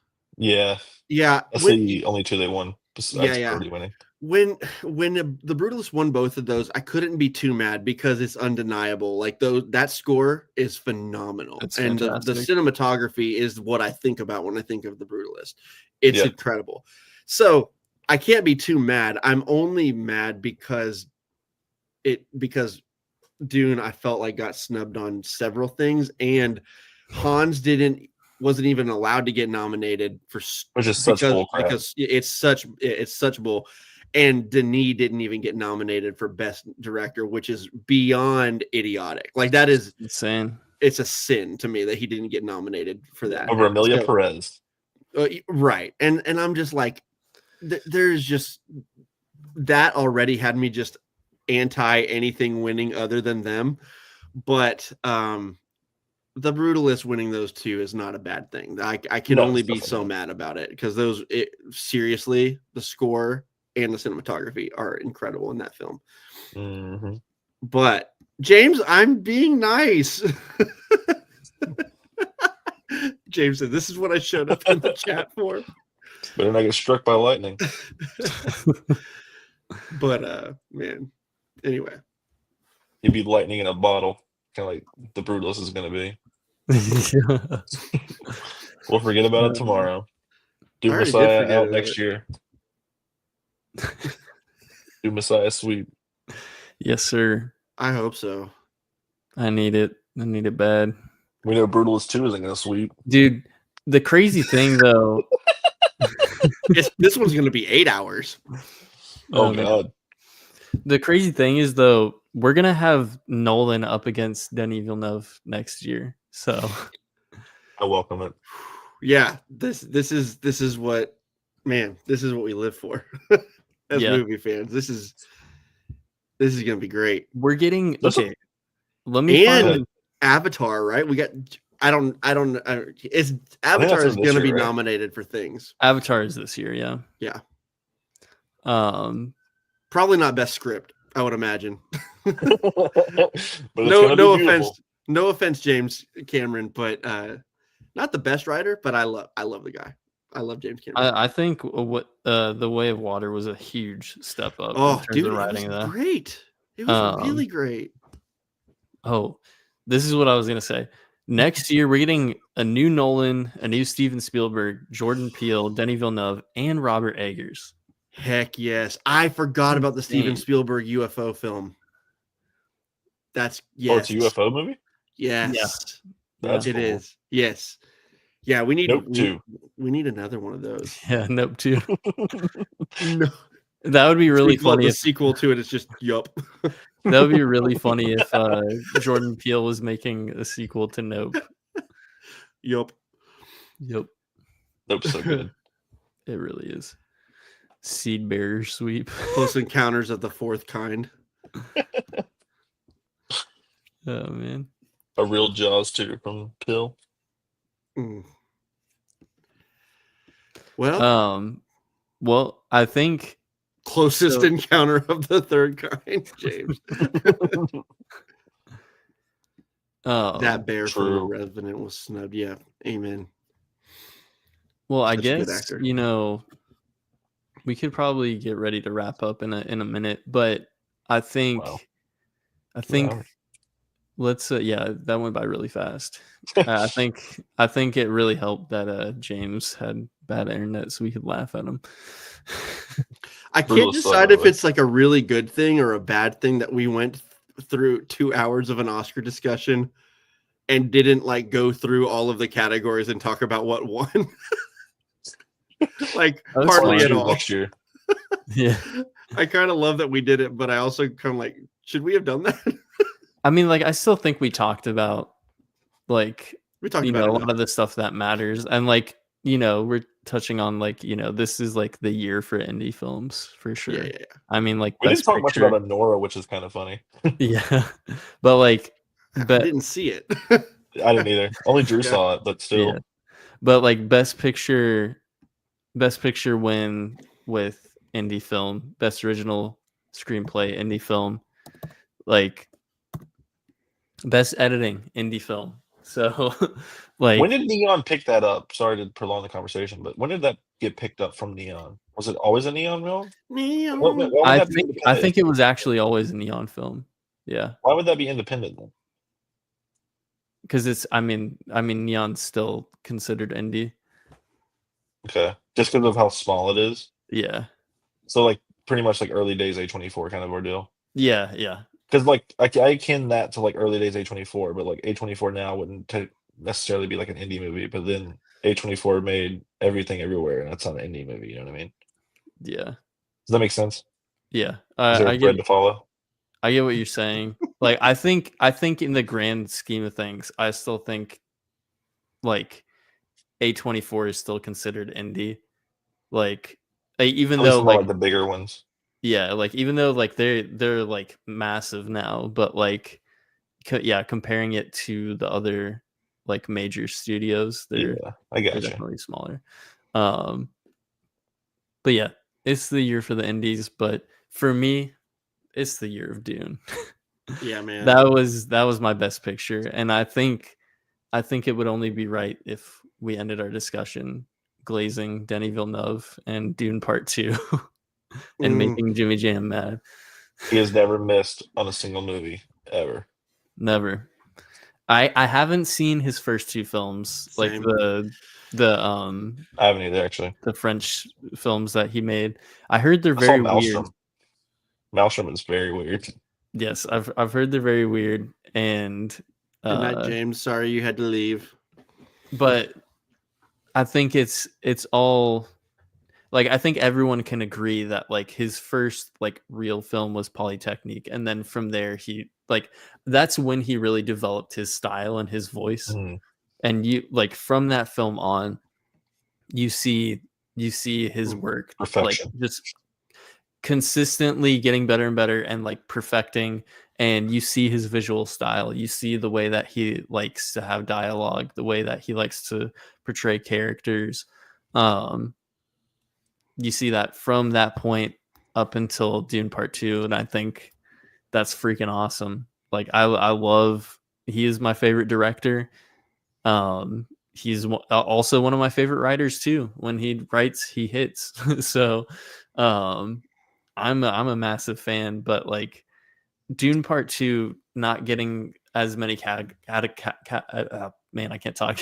Not getting nominated for as many categories as it should have is criminal, an absolute war crime. And then also it not winning in categories that it should have won too. Best picture. Criminal. Yeah, it hands down was best picture in my opinion, because it's unlike anything else that has released this year. Yeah, like The Brutalist like looks visually amazing. It's directed really well.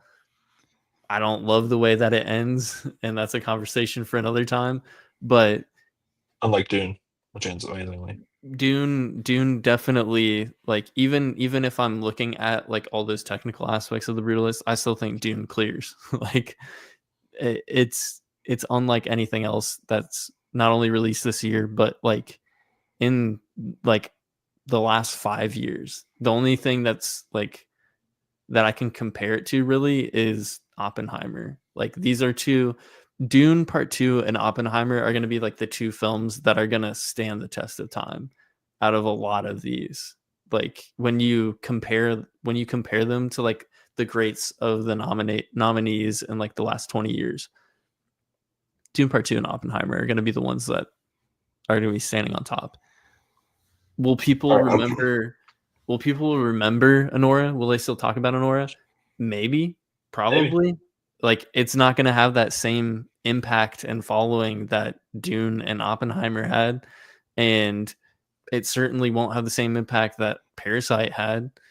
And so like, you know, there's a lot of that. I think that's one thing for me. It's like this year, like Dune should have been that best picture. Like it really should have, because that not only is it best in terms of quality and filmmaking in every aspect, but it also has that cultural impact. And I think like that's an important factor in best picture for me, because it's not just the film that is technically great, but it's also the film that, you know, it's making the biggest impact too.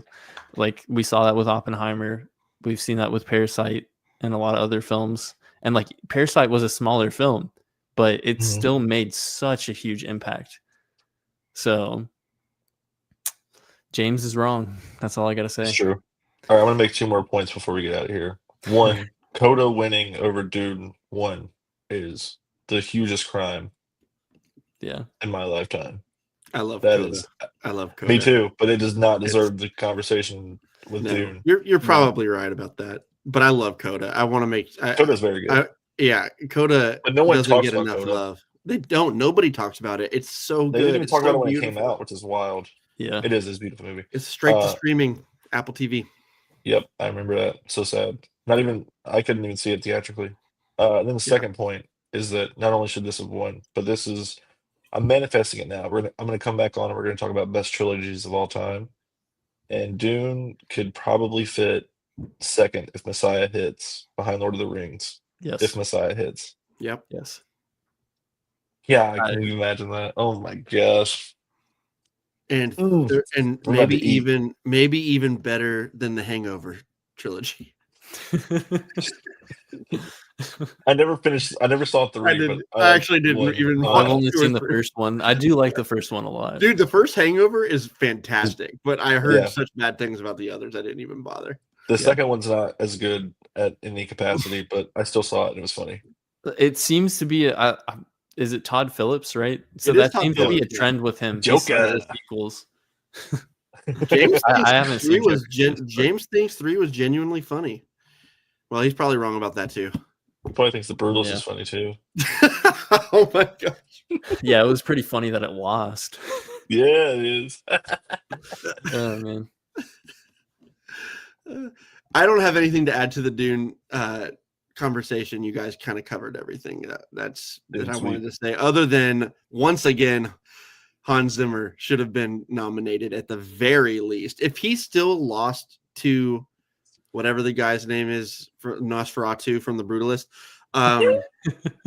if he still lost to him, I would have been okay, because the nominations will matter. So good, but just not even getting nominated for a stupid reason, like it doesn't make any sense, because like what was their whole thing that like he doesn't have enough enough original music. I'm like, I don't understand what they're talking about, because if you listen to that score, there are a lot of new tracks or like new ways that he's like, you know, rearranged tracks from the first film. And how many times has John Williams been nominated for Star Wars? Seriously. Exactly. Exactly. I mean, bro, it's insane to me. He got nominated for Rise of Skywalker, which is nothing against John Williams, but that's his worst Star Wars score, in my opinion. Oh yeah, 100%. Not just the movie itself, but it's his worst Star Wars score, and he still got nominated for it.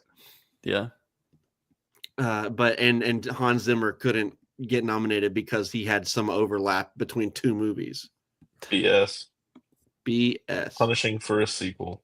There we go, James. We'll overlap here. Worst score of the series, easy. Yeah, dude. Also, another thing, just more confirmation bias. Go watch the clips from when they were showing the different best pictures at the end.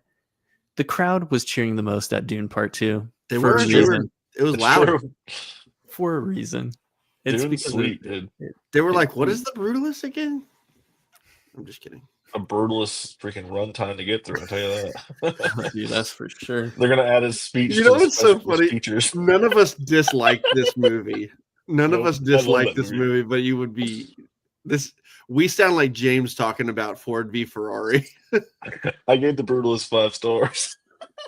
I'm not the biggest hater. That's actually really funny. I would have never thought that. No, I freaking love that movie. I just got an agenda because Jim hates Dune because of it. Yeah. James keeps saying like, "Oh, Dune is populist. Oh, there's explosions in it." All right, dude. Dude, he's about to see an explosion in his hometown here in a minute. Seriously, bro. God sent him a tornado just because he's been acting wild. Oh man, the same God from God's Not Dead, right? Yep, very same one. 566 weeks now. By the way, I take issue with that joke. We also show Fireproof still. And Courageous. The Crisis every other week. And Courageous, yeah. Those swapped every other week. Yeah. What about Left Behind? When do you get that? That one, we're done with it. Oh, really? Oh, yeah, you left it behind? Yeah, we left it behind. Dang it. That was right there. It was right there, and I didn't pick it up. Oh, man. All right. I'm tired. Yeah, I am as well. That was a fun time. I love when we get to, bully Jimmy Jam on stream. It's the best. It's my favorite. Yeah, we were made to be courageous. Courageous George. I will tell you, James sure was being courageous with his bad opinions. That's for sure. Yeah, agreed. I gotta say, it is nice to not be the one just from now and then to be crapped on. Yeah. Never happened to me. Only to you and James. The worst you ever got it was when you didn't give Dumb and Dumber more than 3.5 stars, and we were like, all right, whatever. You did what? He gave Dumb and Dumber 3.5 stars. Dude, Dumb and Dumber is a masterpiece. It's a 5-star comedy. Yeah, that's great. Period. End of story. It's no James, are you still here? Let's just bully Drew just a little bit. All right, let's go ahead and end the stream now. Man. But yeah, thanks for everyone who tuned in to the stream, and like Brian and Curry and Stone. Good having y'all in the chat. James, I guess. Thanks for tuning in, James. Really kind of you. Yeah, it was. But yeah, and then if any of y'all are listening on the podcast feed, make sure you give it a good old 5 stars. Leave some comments, please. Make sure you subscribe to the YouTube channel too to join in on our live stream discussions. We do these live streams now because we like to have people chatting with us, and it's a lot of fun. It makes it more fun for us when we're recording. So definitely do that. And also join our Facebook group. So for now on, we're going to post like the rest of our weekly watches and have y'all join in on the discussion too in our Facebook group, which is Banter Fodder, a film and discussion group. Link is in the description, so you can check it out there. So if you're not already in there, definitely join up. We'd love to see you, have you join in on our discussions. And yeah, Go ahead and support your local theaters. If they're Like still Sean Baker playing, tells, yes, exactly. like Sean Baker said. Go to the Ooh, theaters. Anora is actually coming back to most major theater chains this week and next week. So Yes, I was go gonna see the say Best Picture. go see Best Picture. Go see any of the other nominations that are hitting theaters because of the Oscars. Yeah. Until next time, Banter Fodder. Banter Fodder.